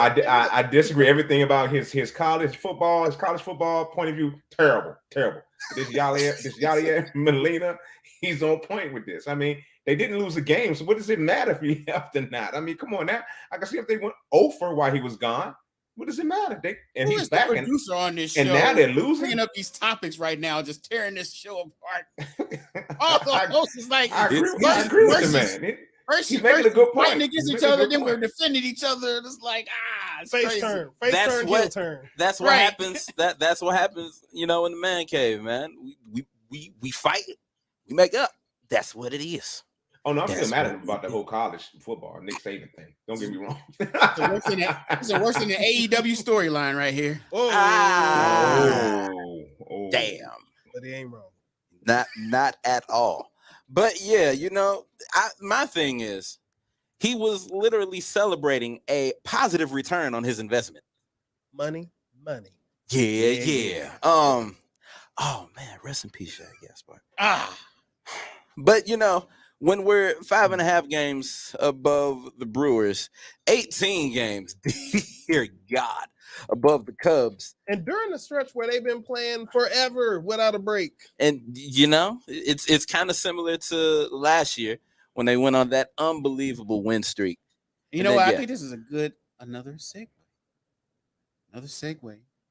into baseball standings as it is right now. Heck yeah. Y'all want to talk about it? You do? You know, I just talked about the NL Central. So why don't I just get into the NL East, you know? Oh, to finish out the Central, the Reds and the Pirates, but I'm not worried about that. In the East, it's kind of close, but not really. In the East, you've got the Mets at the top. The Braves are a game and a half behind. Philly, Miami, and Washington. Better luck next year, maybe. Jobbers. And then that wasn't nice at all. Neither is that wasn't nice at all. It's terrible. In the NL West, okay. In the NL West, we got the Dodgers up top, and yeah, that's about it. You got the Tatis terrorized Padres, 19 games behind. Then you got San Francisco Giants playing real small right now, 24.5 games behind. The Arizona Diamondbacks, those diamonds are cubic zirconium, by the way. They are 29 games behind. And Colorado Rockies, in the words of Stephen A. Smith, put down the weed. 32.5 games behind. Sadal, hit him with the American League, if you please. The American League. AL East, man, you got the Yankees, 8-game leads over the Rays, and got the Blue Jays, Orioles, Red Sox. Currently, what happened to the Red Sox? Dang, they lost Mookie Betts. Oof, yeah, that's what probably what happened. In the NL Central, you have not the other word, but the Guardians. Almost slipped. Not the other word. AL Central. You said NL. AL Central. AL the Central. Word. The Guardians are up top. They're 3.5 games up on the Twins, and the White Sox are 4.5 games out. So it's a tight race for 3. And the Royals and Tigers are the Royals and Tigers. Royals are not royal, and Tigers are just not playing like cats out here, man. Yeah, they're not purring. Meow. AOS, Astros, Asterix, whatever you want to call them. They're 12 games up over the Mariners. The Rangers. Mariners. Rangers, Angels, Athletics. Yeah. They out of shape. Yeah, Athletics are out of shape. Angels can't even call a prayer right now. And the Rangers, they're not ranging. They're not ranging. Yeah.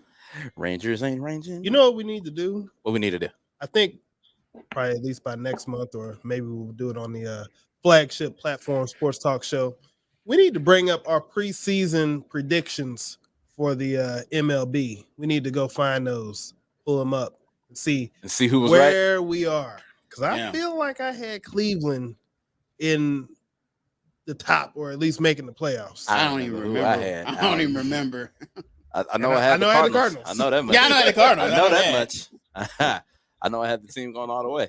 Speaking of going all the way, we're close to the playoffs. Right now, we're gonna take a look and see what that playoff picture looks like right now. T-Bone, you want to talk about it, my brother? Well, let's see. We for the NL playoff seeds right now. If the season were to end today, the Los Angeles Dodgers would get a bye. The New York Mets, they would get a bye in number 2.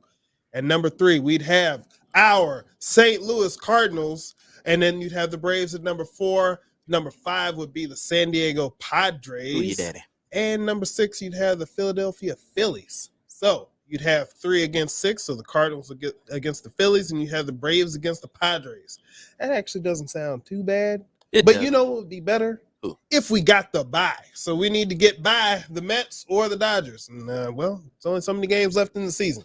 So next week, we can go over to the AL, or on the flip side over there. You get it. All right, well, I got that. Okay, well, got the Houston Astros. They have a bye right now, if it were to end today, over the New York Yankees, which the Yankees were like dominating every team out there, and they kind of starting to slip. They got a little smoke. No. That's them realizing it's slipping. Hold on. Yeah, I know. So then you got number 3 is the Cleveland Guardians out there, out the gate, making it to the playoffs with the new name and all that stuff. Yeah. See what happens when you expect. Nope, not gonna get into that. Yep. Y'all remember there was a time back in the day where it seemed like when the team got like a new updated logo, that was when they made it. Remember like the Broncos and the Buccaneers? Absolutely. Like it was like, man, get that team a new jersey. They gonna get a new logo in Jersey. Get a new logo. So what you're saying is the Commanders have a chance. No, great. y'all great. No, that's great. I appreciate that, fellas. Yes, we have a chance. Thank you. No, you don't. I'm gonna pray for you, man. You all are commanding nothing but the number one thing. I'm gonna pray for you, bro. You can only change the name so many times in that one. You know what I mean? Right? They just changed their name a few years ago. They were the Washington football team. Oh, we gonna hold creativity. We're gonna hold the Commanders in prayer for the NFL season. The only thing they'll be commanding is the number 1 pick for next year. Their chances broke with Alex Smith's leg. Damn. Wow. That is messed up. That was terrible. It was career ending. First of all, that was terrible. Right in the leg. Plaxico Burress on Alex Smith. Y'all, anybody out there? The disrespect is real. Anybody the disrespect is real. Yeah. Oh my God. I can't even. It's taking a left turn right now. That used to be a reference on this show on the regular, and don't Plaxico yourself. Anybody out there who knows me knows that Alex Smith was probably my favorite NFL player during his time in the league, at least the last so many years. Yeah. But that was pretty painful. I didn't finish that list though. Where we at? Just to get those last couple out there. I saw Cleveland. We got the Tampa Bay Rays, the Toronto Blue Jays, and the Seattle. What was that? The Mariners. All right. Well, there we go. So, that's pretty much the end of the playoffs there. You got the Guardians facing the Mariners and the Rays and the Jays in the battle of the nations. Rays and the Jays. In the battle of the A's. The battle of the T teams. Wait, why do they? Nope, except for, Tampa Bay, Toronto Blue, and then the Rays and the Jays. This battle's going to go for days. That's some Spice Adams stuff. Oh, wow. Oh, man. So that was the look at baseball right now as it is. We are going to transition into the NBA talk. We're going to kick it off. Recently, a lot of star players have been deciding to, take a break from taking a break. And they decided to try out their new skills right before the season starts at these local pro-ams. The one that happened most recently was the Crossover League with shout out to Jamal Crawford and his league. We had LeBron James out there along with Jason Tatum. I think Chet Holmgren came out. Who else? Deontay Murray, Trae Young. Like there were a lot of athletes, like a lot of top tier athletes that usually it would charge an arm and a leg to see them play. but they have been providing opportunities for those that just, aren't nearby a basketball team, or they simply can't afford it, to see their favorite players in action. T-Bone, what do you think about them coming to these pro-ams? Like, what impact would it have on, or does it have on the players that are watching in the stands? I mean, basically, to me, sounds like because I'm not as familiar with this, but based on the description that you gave, it basically sounds like the basketball equivalent to an independent wrestling show, basically. Yeah. Because you got your stars who are obviously signed to the big, Mhm. major leagues, and they're out there in their off time, out there in front of some local crowds, and giving them a chance to see them kind of up close and do their thing. So There, you know what? You said local crowds. There is a infamous moment in St. Louis history. In 1985, they had a pro-am, and Michael Jordan and Dominique Wilkins The GOAT. played downtown St. Louis in arch in the background and all. And they were putting on a show out there downtown, man. And they have footage. I wish I would have thought about the footage beforehand. We could play it, but they had footage of Jordan just like dunking and all kinds of stuff, man. I just saw a clip of that on IG. Jordan was in his baby blue Jordan outfit. I believe that Dominique had on his Atlanta. It just came across the net probably like 2 or 3 days ago. Me and a couple of my friends were passing it back and forth, talking about how they showed the clips of Dominique dunking on all over Jordan. To be honest with you, they didn't give Jordan any highlights in the little clip that they had on the net. But I didn't know that was in St. Louis. That's crazy. That's you can see the arch right in the background and everything. I could not from the view, the clip that I had, you couldn't see the arch in the clip that I had. But yeah, they had an extended clip. Art Holiday, I think. He's a broadcaster here in St. Louis. I think he coached or played in the game, in the program. And then I think what's his name? Rennie Nutt? I don't think Rennie Knott was here in '85. No, not yet. But yeah, I know. But it's legendary. Yeah. I know Art was also down there. He got to interview Dominique and Mike. It was pretty cool. Yeah.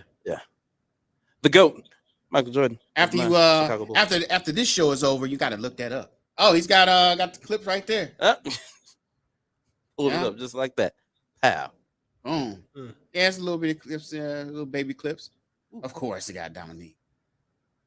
That's all they showed was Dominique. They didn't give Jordan no highlights. Oh, why you doing my boy like that? Man. That was here in St. Louis. Yeah. That was. They only showed Dominique. They ain't give Jordan They ain't give Jordan any highlights on this. If Jordan would see this, he would change that. Like, boy, let me say something. Like, nah, they gonna do that. No, play my tape right now. Put the tape in. Like, where'd you get the tape? Hey. Where's your VCR? Jordan pulls out the tape. I got the pulls tape out a tape and a Jordan brand VCR. Right. Pro-ams. Yeah, that's classic right there. Yeah. It's beautiful. But I didn't know it didn't. I'm trying to look in the background. Do I see any St. Louis? I can't make out where they're at. There's an extended highlight on okay. Yeah.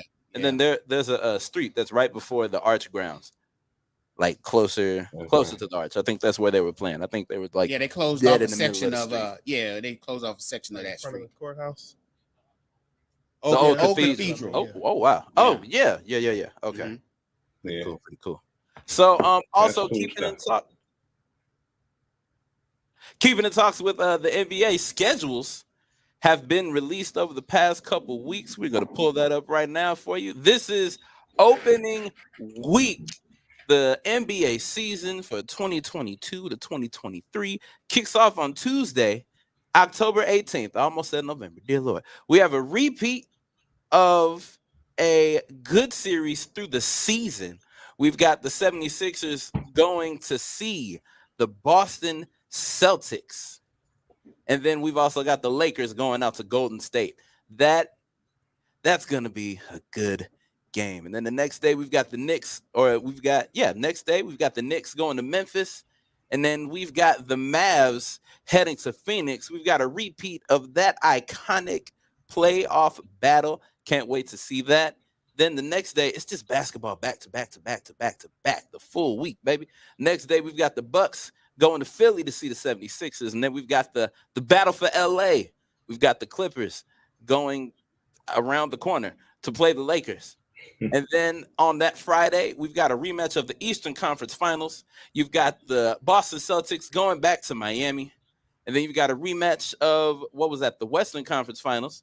You've got the Nuggets. What? No, that wasn't it. No, did you say Western? Yeah. Sounded like you said Westling. Wrestling. He said No, Western. Western. I don't know. Play that tape back. Western. He said Western. Western.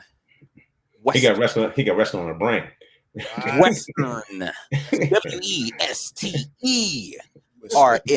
But we've got the Denver Nuggets traveling to go see the Golden State Warriors. And then on that Saturday, we got the Spurs going to see the 76ers. And then we've got Luka Magic hosting that crazy Ja Morant. That's going to be a good battle. We've got the Grizzlies in Dallas. And then on Sunday, October 23rd, this man always seems to shine a little more when he goes back to play one of his former teams. We've got Chris Paul and them going to see whoever's going to be playing when the season starts for the Clippers. I don't know. Kawhi might step on a crack and break his own back. I don't know. But we've got Kawhi and Paul George and them hosting the Suns. Any games that stand out to you all in opening week? Yeah, that the Orlando Magic are not listed on the national TV schedule. Man, the Bulls aren't listed either. You know, I'm kind of appalled. I am Neither are the Wizards. The Wizards ain't up there either. St. Louis ain't up there. I mean, we ain't been up there for about 60, 70, good 72 years.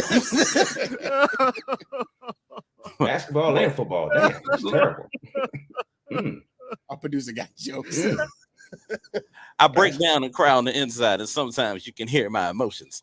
Man. Whew.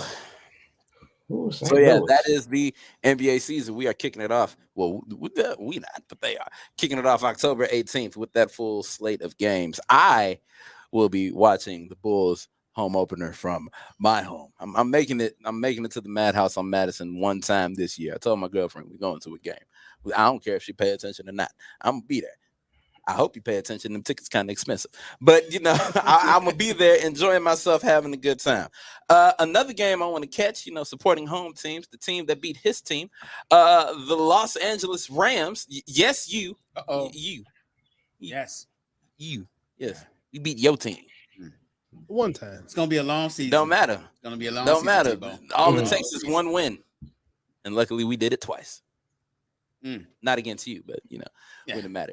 We're gonna segue on into this NFL talk. You know, we are in the preseason. A couple of weeks away from opening. Couple weeks away from opening day. Yes. So, you know, there's one player who needs to relish in this as much as he can, because he'll be watching from the comfort of the bench. That is, I don't think he'll be there. I don't think he can get in the building. Oh, he can. Oh, he's at home. Is that? Anyway, we've got Deshaun Watson. His oh dear God, it is a good thing Smooth does not have a damn mic. Oh man, we're talking about Deshaun Watson. You know, there were a lot of things that were. Hold on. That's Deshaun looked like the villain from a Tyler Perry movie, Watson.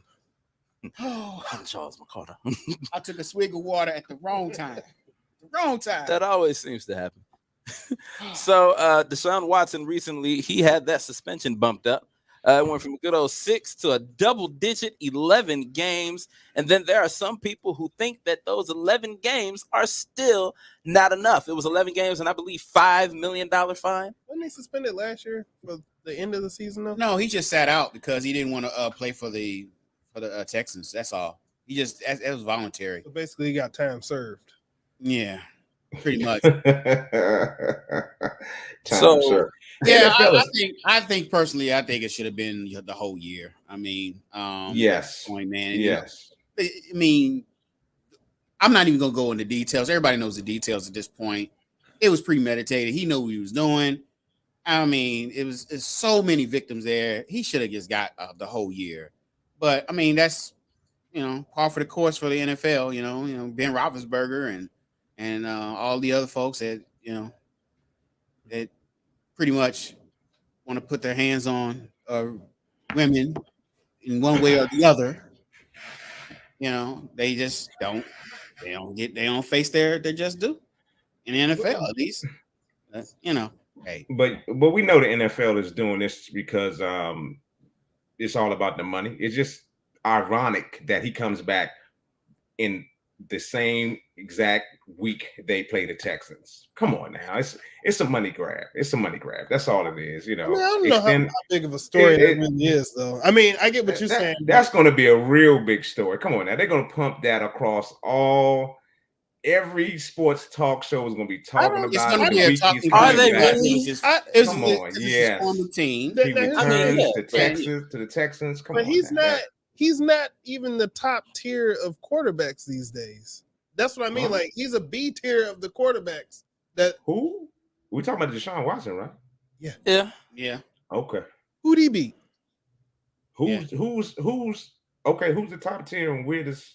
Tell me out. Who's the top tier then? Okay. Yeah. Ravens. Lamar Jackson. Okay. Super Bowl champion Matthew Stafford. Yeah. Come on, let's be serious. I'm being serious. Yeah. Y'all smoking something over there? I'm sorry. No. Okay. We smoking on that Super Bowl pack, but unlike your Commanders and unlike your Niners. I believe that team is in LA, not St. Louis. Even to defend him, though, like, he's a Super Bowl winning champion, the most recent Super Bowl winning champion. His name is going to be more relevant than Deshaun Watson.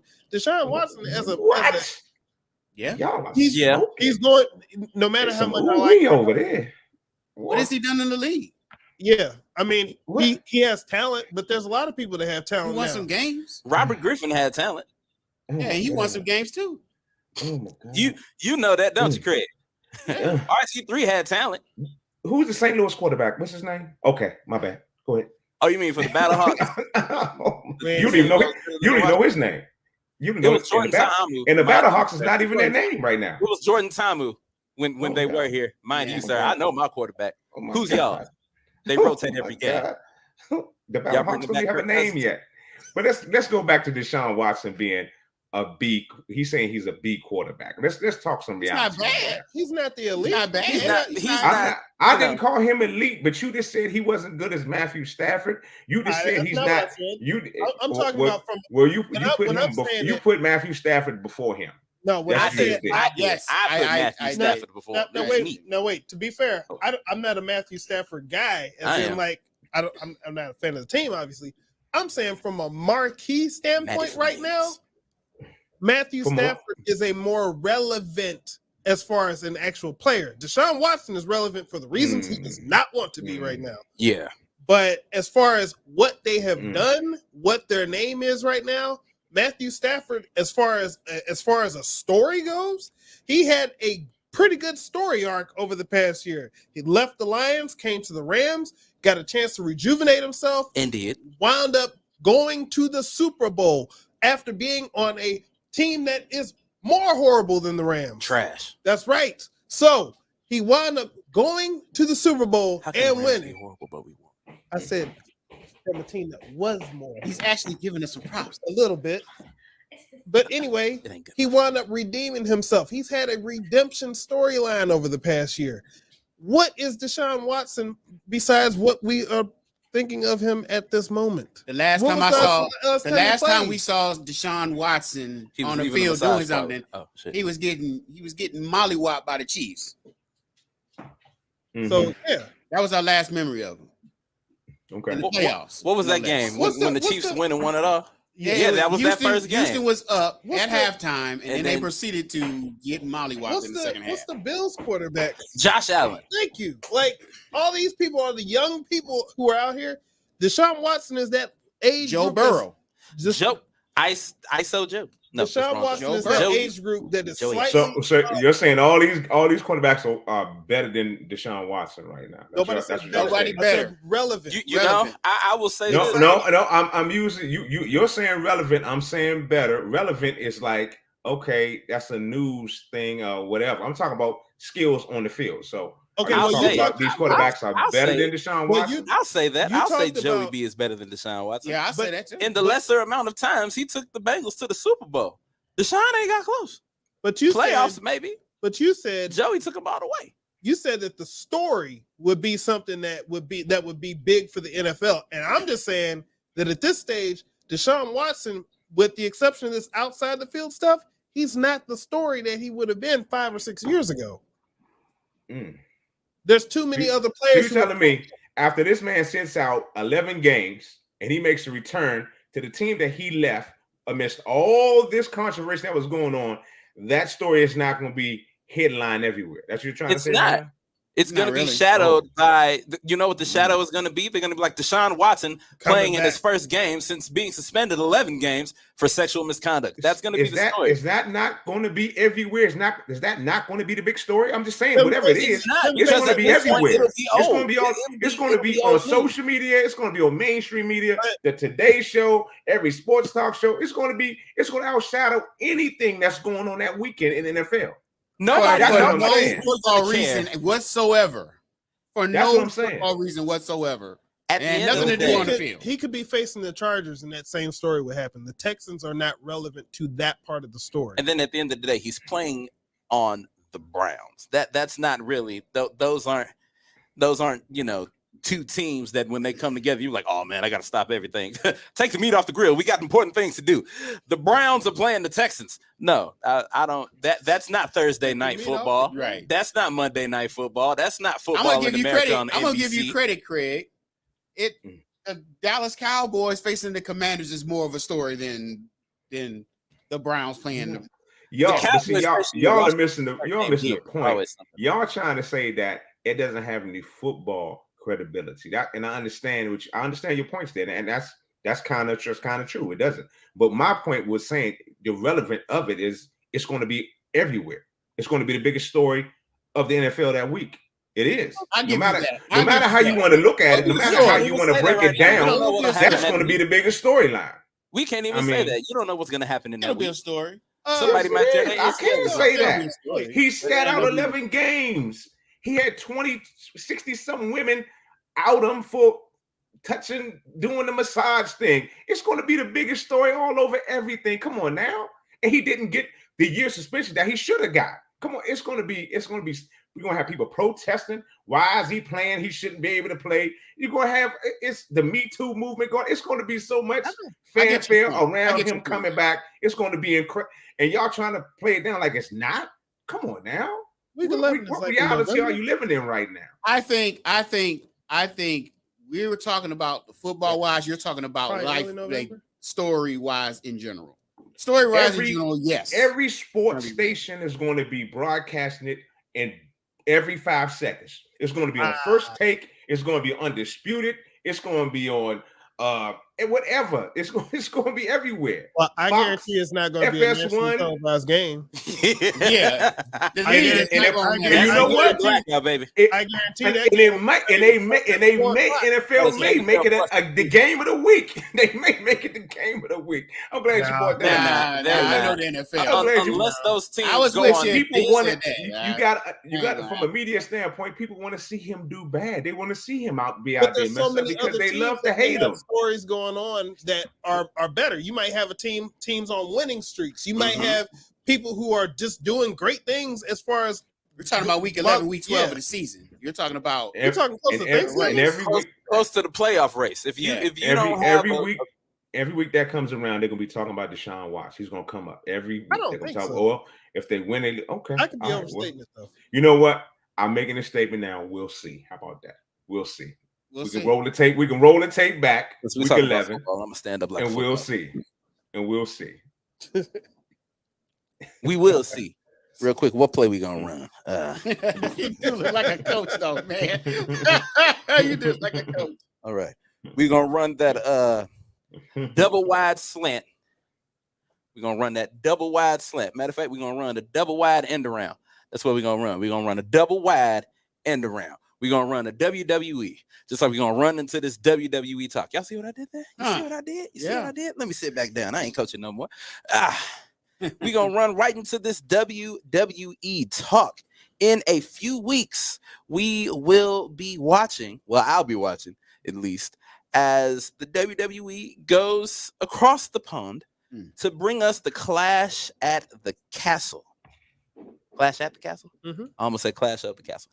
Clash at the Castle. The big old marquee match for that is the undisputed WWE Universal Heavyweight Champion Roman Reigns will be defending his title against kinda the hometown boy, or is it the hometown boy? Close enough. Drew McIntyre. Mm. And with the way these promos have been looking, I can't remember the last time I saw Roman on the ground with someone raising the championships above him laying on the ground. Now, Brock Lesnar got to put the moves on the Usos and stuff, but every time Roman was staying on the ramp, holding the ring. This time, or holding the championships, I'm sorry. This time Roman was on the ground. Roman was down.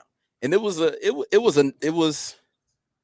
I don't want to say it was a scary sight, but I feel like it can be a move in a positive direction to incorporate all this talent that is being brought in. But before we go that far, I just want to get thoughts and predictions on what might happen in this undisputed title match. Sadal, you thought I was coming to you first, didn't you? Sadal. You going right back to Tebow. Reverse Tebow. If I had to guess, I would actually say that something's going to happen. Sorry, the game, pool host is up to bat right now. Is it 694? A little distracted right now. We trying to see what's going on here. Right. See if he's gonna get that home run. He's 7 away from 700. So if I had to guess, I would say that something happens where the titles do become disputed. So maybe Roman keeps one and then Drew gets the WWE title and they split off again and do that. Because you also have Karrion Kross who's back and inserted into the picture who knows what's going to happen with that. So I think that especially with them going to their first pay-per-view in the UK, like real pay-per-view, not like the one night only or the other ones that they would have, the Capital Carnage where they were like UK only. Like if they're having their first pay-per-view where everybody's looking at this over there for the first time in 30 years since SummerSlam 92 with the British Bulldog and Bret Hart. I think that they kind of owe them some type of title change, even if it's something where it's, a little messy, but something's got to happen. And then I saw reports that the USA Network was making complaints or, asking that they can have a champion that shows up on more of a regular schedule. Because if you think about it, I don't know the last time Roman Reigns popped up on Raw. He was on there.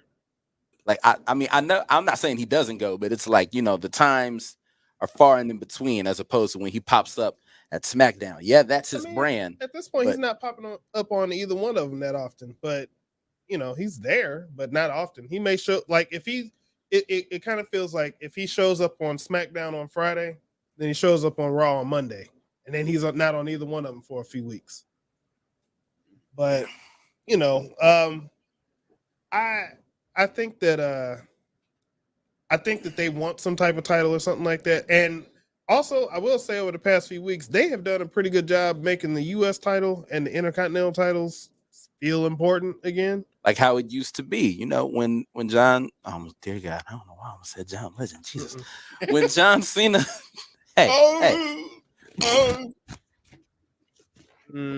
you all right? Oh, I said John Legend. You straining? Okay.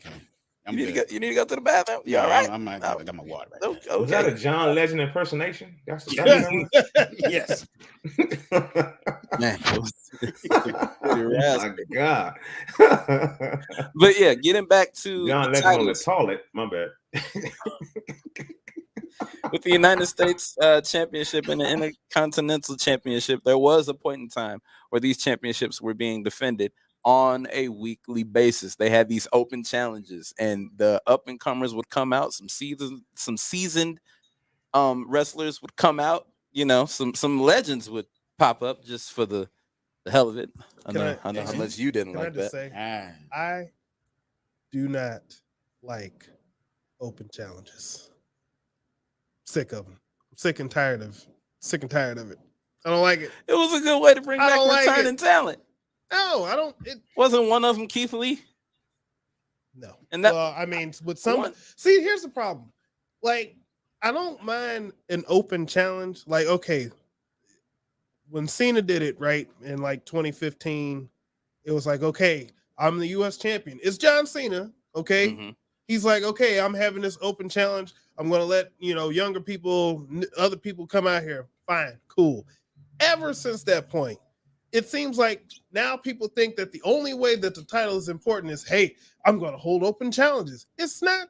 I don't like that. That's not a story. That's just like, okay, well, we don't really know anything. Well, it worked for John Cena, so we're just going to have everybody do open challenges. It's like, no, that doesn't make any sense. You're not building stories that way. You're just throwing matches out there where this champion's obviously going to win these matches every time. I don't buy that anybody's going to lose these. It's interesting to see John Cena face a bunch of people that he wasn't going to face when he was, fighting for the world title. Yeah. But like all these other people, that seem Seth Rollins did it with the Intercontinental title or US title, one of those.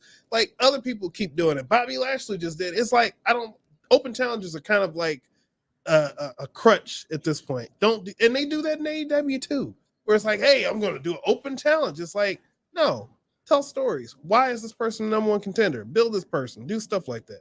To be fair, AEW right now is on 2 crutches, missing 9 toes. It ain't good. Like, and that's drama that we'll get into hopefully when it subsides, because there's a lot going on over there. But I want to dive into a few more matches for Clash at the Castle. We've got the SmackDown Women's Championship match on the line.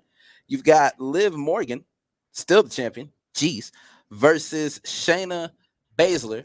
T-Bone, do you think it is safe to say that this championship reign could very well be over?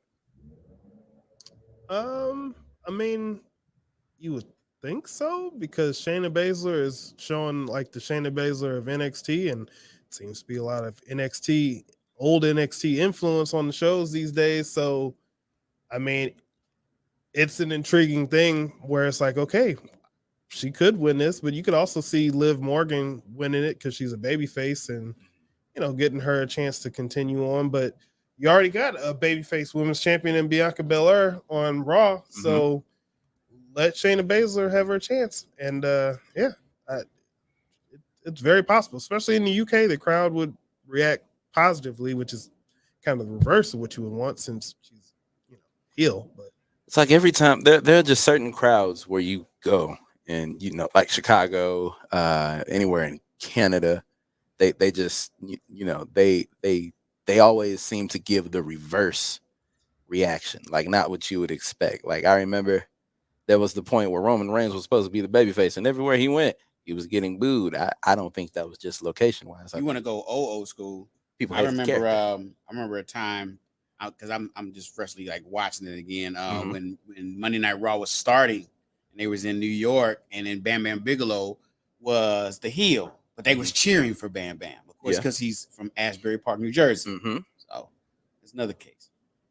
Yeah, and then also just keeping in with that match to tap in, Liv has there's no clean defense. There wasn't a clean gain and there wasn't a clean defense. Yeah, she won clean, but there were asterisks next to the way she won.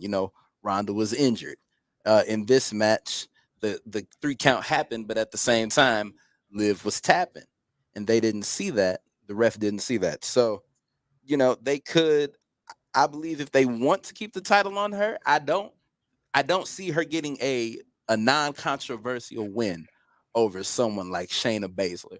So if they do keep it on her, then it'll be, there'll be something that'll be talked about. She would have to win to, actually win with no disputes or anything like that. Yeah. Because part of the issues that she's had over the past couple months has just been that, one, when she beat Ronda the first time, it's like, okay, well, nobody really takes you seriously because you cashed in Money in the Bank to do it. But then she has the match, and she has her chance to go out there and have a defining win. And then, when they do the finish where she taps right before the referee counts to 3, that doesn't make her credible. And what's funny is, like, on the internet, a lot of people complained about Ronda Rousey before all this. Like, we don't like Ronda. She hasn't been the same since she's been back, and kind of booing her and stuff like that. Soon as that happened, Liv Morgan comes out there when Ronda Rousey's out there. The people are going crazy for Ronda Rousey, and they are booing Liv Morgan because she gave people a reason to all it takes is very minor things to get the fans to turn on people. Fickle, the way they are. Hmm. Very fickle.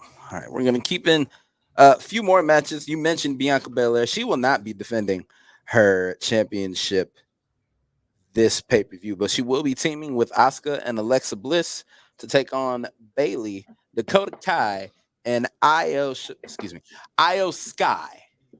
Io Sky. Sorry. Io Sky. You know, new name. Usually happens with WWE. They like to give name changes. All right. And then we've got Seth Rollins versus Riddle. The Intercontinental Championship will be on the line. Gunther is defending against Sheamus. And then there are some other matches that we will visit at another time. But I want to get into what you were talking about real quick. You were speaking on some of the character changes that are happening. We've got a lot of people reverting back to their NXT persona.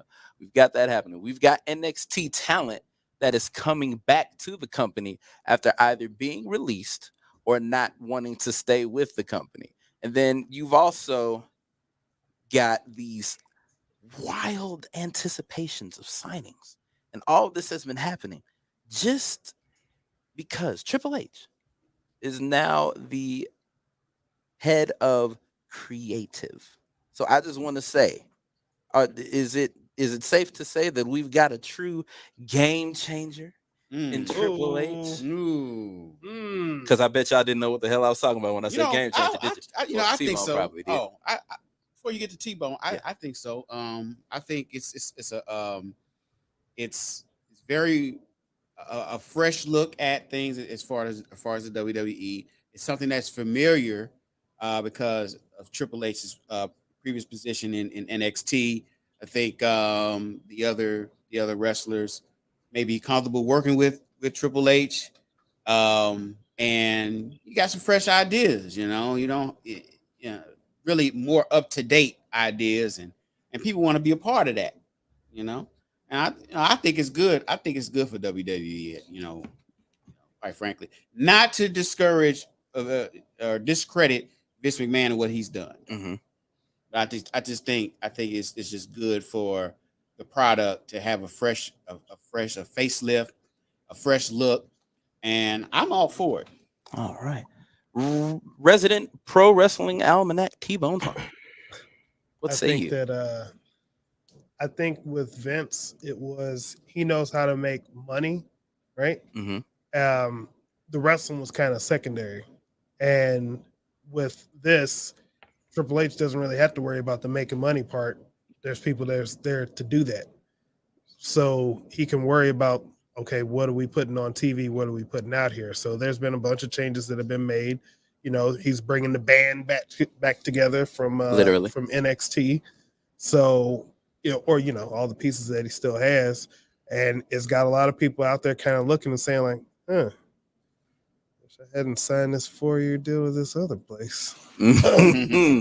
But some people aren't happy in the workplace always now. Greener on the other side. Well, coincidentally, but you know what? Here's the thing too, and this is where the other company, AEW, they really need to do a SWOT analysis, look and see the strengths, weaknesses, opportunities, and threats. And one of the threats that they should have been paying attention to was, if right now, one of the reasons that a lot of people that watch AEW, because it's not a lot of people watching AEW, but for the people that watch it, a lot of them watch it because they do not like Vince McMahon.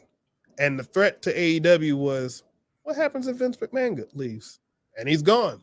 So with Vince being gone and you have Triple H in there, now there's not as much of a cultural war thing going on where people are like, get in their head, I hate Vince and blah, blah, blah. And I'm going to watch it this. I'm going to support them because this is a movement. And it's like, oh, this is okay. What's Triple H doing over here? Hey, we like Triple H. Hey, Triple H brought us all this stuff. DX, NXT. So then, people tend to want to go and see what's new. People like to go and explore. Oh, well, this stuff is going on. What are the changes that they're making?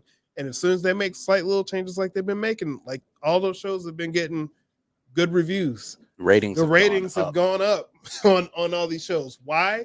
Because when it came down to WWE, people just didn't like Vince McMahon's vision, whatever that means for some people. People didn't like that vision. But now you got somebody else who's given a different vision. They're hearing that the wrestlers are being treated a little bit different. Oh, they're not being yelled at in the back. For the announcers aren't being yelled at. Everything's not as tightly gripped. Oh, wait, we can say words that aren't corporate words. Oh, okay. TV 14, baby. Hey, It's not that and you talk about the ratings. I just kept. I have been peeping in at the product for the first time in like 3 or snap. 4 years. Really? I have a question. Hold on. Wait. I don't like that at all, Smooth. I don't like that at all. That does not feel appropriate. I need an adult That don't present. even I feel sound scared. That just makes what I said just, What My- in the man? My question is going on over there? Is AEW? I don't watch it at all, but is it No. really that? Y'all make it sound like it's that bad. Is it really that bad? It ain't been good the past Yeah. couple of. Well, here's the thing. I've always been critical of it for different reasons, for a lot of reasons. But when I say that it has problems, I mean, you can look at it in different ways. I look at it from a business standpoint, not just like, oh, well, they get to do a lot of stuff on TV, but like an example here. You work with sponsors, right? You can probably relate to this. Would you think that it's a good idea?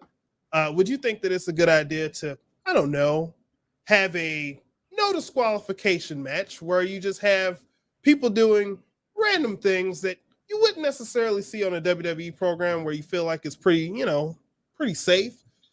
You think it's a good idea to have somebody take a pizza cutter and slice somebody's forehead and immediately go to a Domino's pizza commercial?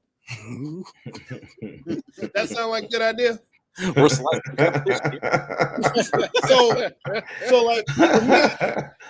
So for me, stuff like that is the type of thing where I'm like, man, this is not good, because one, you're going to make sponsors mad. You make sponsors mad, you make the TV stations mad. You make the TV stations mad, you might not be on there, especially when your company is, or when the company that's network you're on is going through a big merger and they're cutting movies like Batgirl and Scooby-Doo and cutting a bunch of stuff off of HBO Max. They might be ready to cut you off next. You know what I'm saying? Like, they got to renegotiate for TV rights, and they do little stuff like that where it's like, I don't know if we want to present you out to the public to try to get, sales to come to you. You know what I mean? Like, we don't want to put you out there because we don't know what you're going to do. Mhm. You lose cannons. We can't just we can't just have you out here with everybody else when we're trying to sell, a lot of family type stuff. I think they're cutting back on a lot of their original programming and stuff like that. They're focused on sports, and they're focused on stuff that they can easily put on TV, like The Big Bang Theory. So, and as a wrestling fan, it is a lot of goofy stuff is happening. yes, It's just a lot of cartoonish kind of moves. We already know that it's predetermined. Mm-hmm. You already know it as it is. You ain't gotta really exaggerate it with this like cartoonish The stuff. storylines are whack, huh? That's well, what the storylines are real it's whack. not just that. It's also like, think about like, you ever watch like those scary movies back in the day, like Halloween or Friday the 13th, any of those? Don't mention Halloween. Halloween needs to die. Well, anyway, but you know about those type of movies, right? You got your horror movies, slasher films, that type of stuff, right?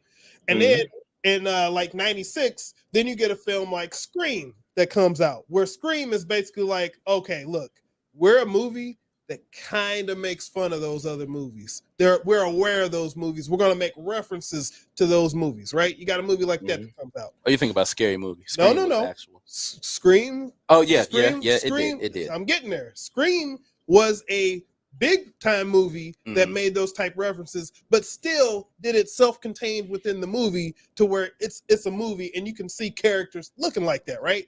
But then you get to Scary Movie, where Scary Movie is just flat out parody of all of these movies, and now it's a comedy, right?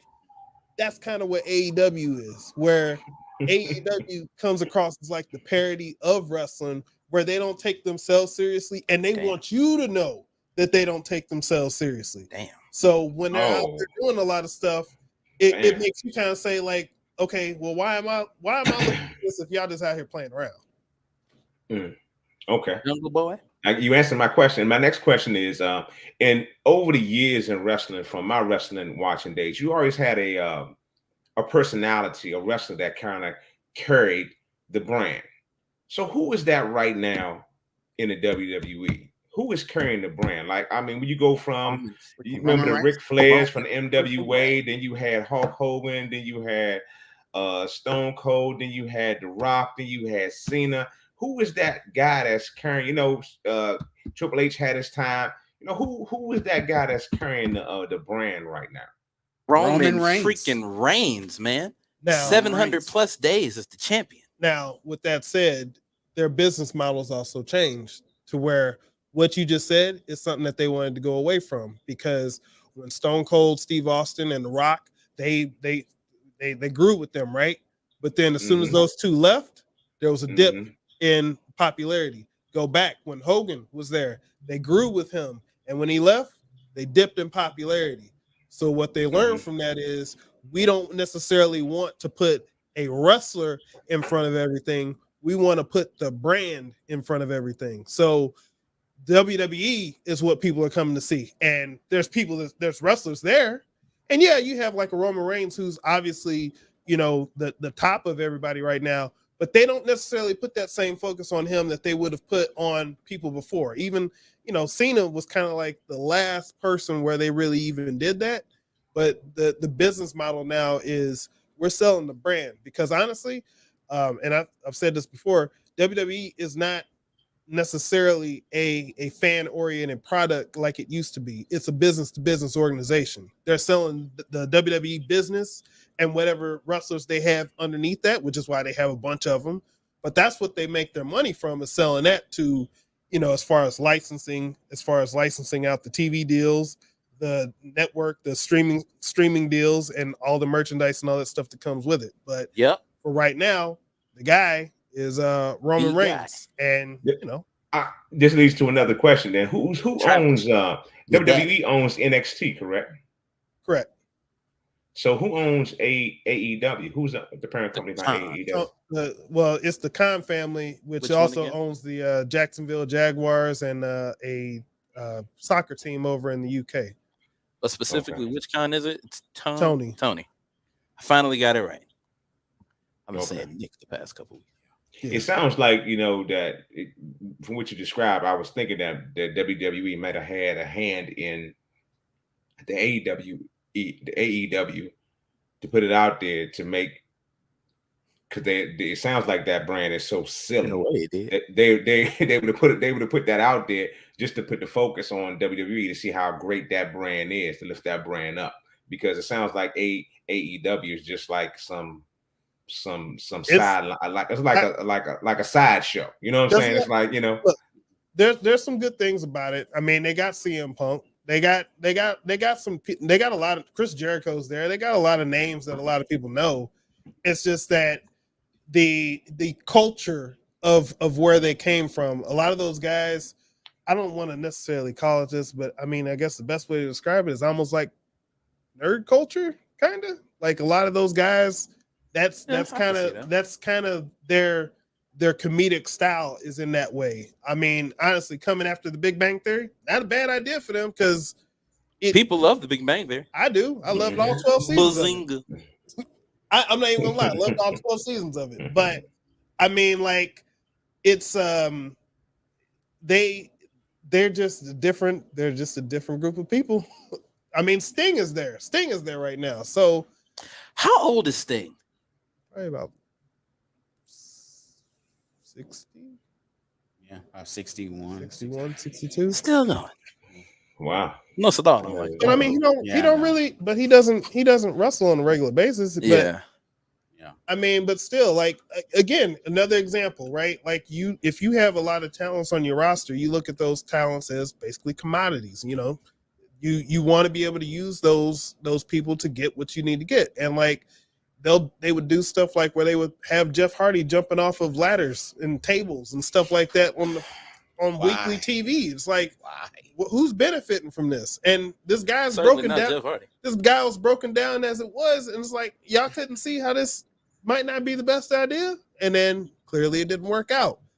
But there's been a lot of just random stuff that's happened. They've had a lot of people who have been injured. A lot of their matches, they like to think that the a lot of those wrestlers came from the independents. They weren't, and a lot of them came at this point also came from WWE. But there's a lot of people who weren't in WWE. Some of those people were in a major organization in Japan. So a lot of those people were in another independent organization, to where they think that because they were popular in that organization, that translates into everybody knowing who they are, and that is not the case.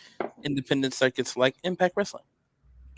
No, I mean, like, a lot of them came from like Ring of Honor, and Mhm. and a lot of them came from a lot of the places up in the Northeast, over in Pro Wrestling Guerrilla out there in Los Angeles. A lot of those people have worked in those different areas, so a lot of them know each other. I mean, a lot of them have been down here in well, I say down here, I forget where I'm at right now. Orlando, Missouri has a whole Mhm. issue with the what do you call it? The Boxing and Wrestling Commission, where it basically costs too much money to run shows here, basically. So that's why you don't see a lot of local shows around here anymore. We got a few. You have some, but it's not often. A lot of them go to Illinois, like across the river. Literally like right across, or they have it at the Broadway Athletic. But they've had that since I was a kid. Pro Wrestling at the South Broadway Athletic Club. I used to watch it on cable on local access. Wrestling with the Giant Assassin, I think it was his name. And then just recently they had a show at the pageant. I thought that got canceled. It was supposed to. I remember Matt Seidel and other guy from AEW. I think there were two. I know my friend wrestled in one of them. Well, they may have had it. I know, but again, it's usually not cost beneficial, because if it was, I'd be figuring out a way to do it here. But then everybody's got to get a license here. It's a whole thing. Promoter's license. It's a lot going on. Oh yeah. But I'm not trying to knock AEW. I know a lot of people over there. I know some people who have worked on those shows. I know people I've wrestled people. I've trained with people that are in some pretty high positions over there. But it's just not my style, and it doesn't appeal to necessarily the mass audience, which is why they kind of plateaued in ratings and kind of dipped. Yep. Had to stand up like a coach again. All right. Well, this has been one hell of a show. I want to thank our special guest, Coach Anthony Becht. I want to thank him for coming on. I want to thank Craig Black. I want to thank T-Bone. I want to thank Sadal, the selector. I want to thank Smoooth for his vision. And we are 5+ years strong, and we only getting better. You see where we at. This lovely abode. We are in the G-Spot, baby. And the reason it is called the G-Spot is because of the lovely owners of this here humble abode. I would like to bring in the Gambles. We've got Eddie and we've got Carmen. Come on in, you guys. Chill it down. if you can't tell by the apparel. Oh, what's wrong with his Eddie's got on. What's wrong with his jacket? I'm sorry. And then all the lovely black and yellow here. He is a diehard Steelers fan. I just wanna thank you all for giving us the opportunity to be down here. This man cave, it's beautiful, but it's still it out. I want you to tell us. Yep, we're giving you the question. The moment you fell in love with the Pittsburgh Steelers. Okay, so this is a story I tell everybody. If you go way back, I'm 60, so let's go way back about 50-some years when they had the vibrating football game. Y'all remember that? Yeah. I don't. I've seen them. Yeah. So my cousin got one. I went over his house. They had two teams that came with the Dallas Cowboys and the Steelers. And it was his game. He chose the Dallas Cowboys. I chose the Steelers. And I've stuck with them ever since. Well, if those were the two teams, you clearly made a great choice. along with the Pirates, the Penguins, and the Sixers. Okay. Yeah. You lost us with the Pirates. I doubt now they show me in early. Our electricity may go off. us in a tough something would spot happen. here. I would have been like, "What?" Put us in a Like, tough spot. man. But But yeah, you guys are welcome to come here and do the show. Any Fred can coordinate with us anytime. Yes, because you all can't see it, but this space is absolutely incredible. Like, this is just a glimpse. Like, when you pull up, it's like, this doesn't look like this should be here, but it's good to see it. Oasis. It's right good here. to see it here in the heart of the North Side. It's good to see it. So as you can see on the screen, it's super lovely. We've got TVs everywhere. TVs in the bathroom. I got distracted. I was going in there to change clothes. I was like, oh, the Falcons are playing the Jets. I didn't know there was football on today. It was a pre-recording, but it's just cool. So we thank you all for having us here. We definitely look forward to coming back, probably after a Steelers game, whether y'all win or lose. If y'all playing us at the L, I'm sorry. This seems like a place to be any football. Any football. Hey, game. it's like you said, man. It's pure black excellence, man. I love it. So we want to thank the Gambles for having us, and we want to thank you for tuning in. We are on here every last Wednesday. It's the Man Cave. Every first Wednesday, it's Ladies' Night, and not next week. It would have been, but next week we'll be on a little brizzy break. But then we'll come back the week after, and the ladies will hold it down. This is the Man Cave, a platform sports talk show production on behalf of T-Bone Funk, Sadal the Selector, and the incredible Smooth. My name is Stanton. We have enjoyed you all. Be safe out there. We will see you all next month, and then the ladies will see you all in 2 weeks. Stay. Show love. Be safe.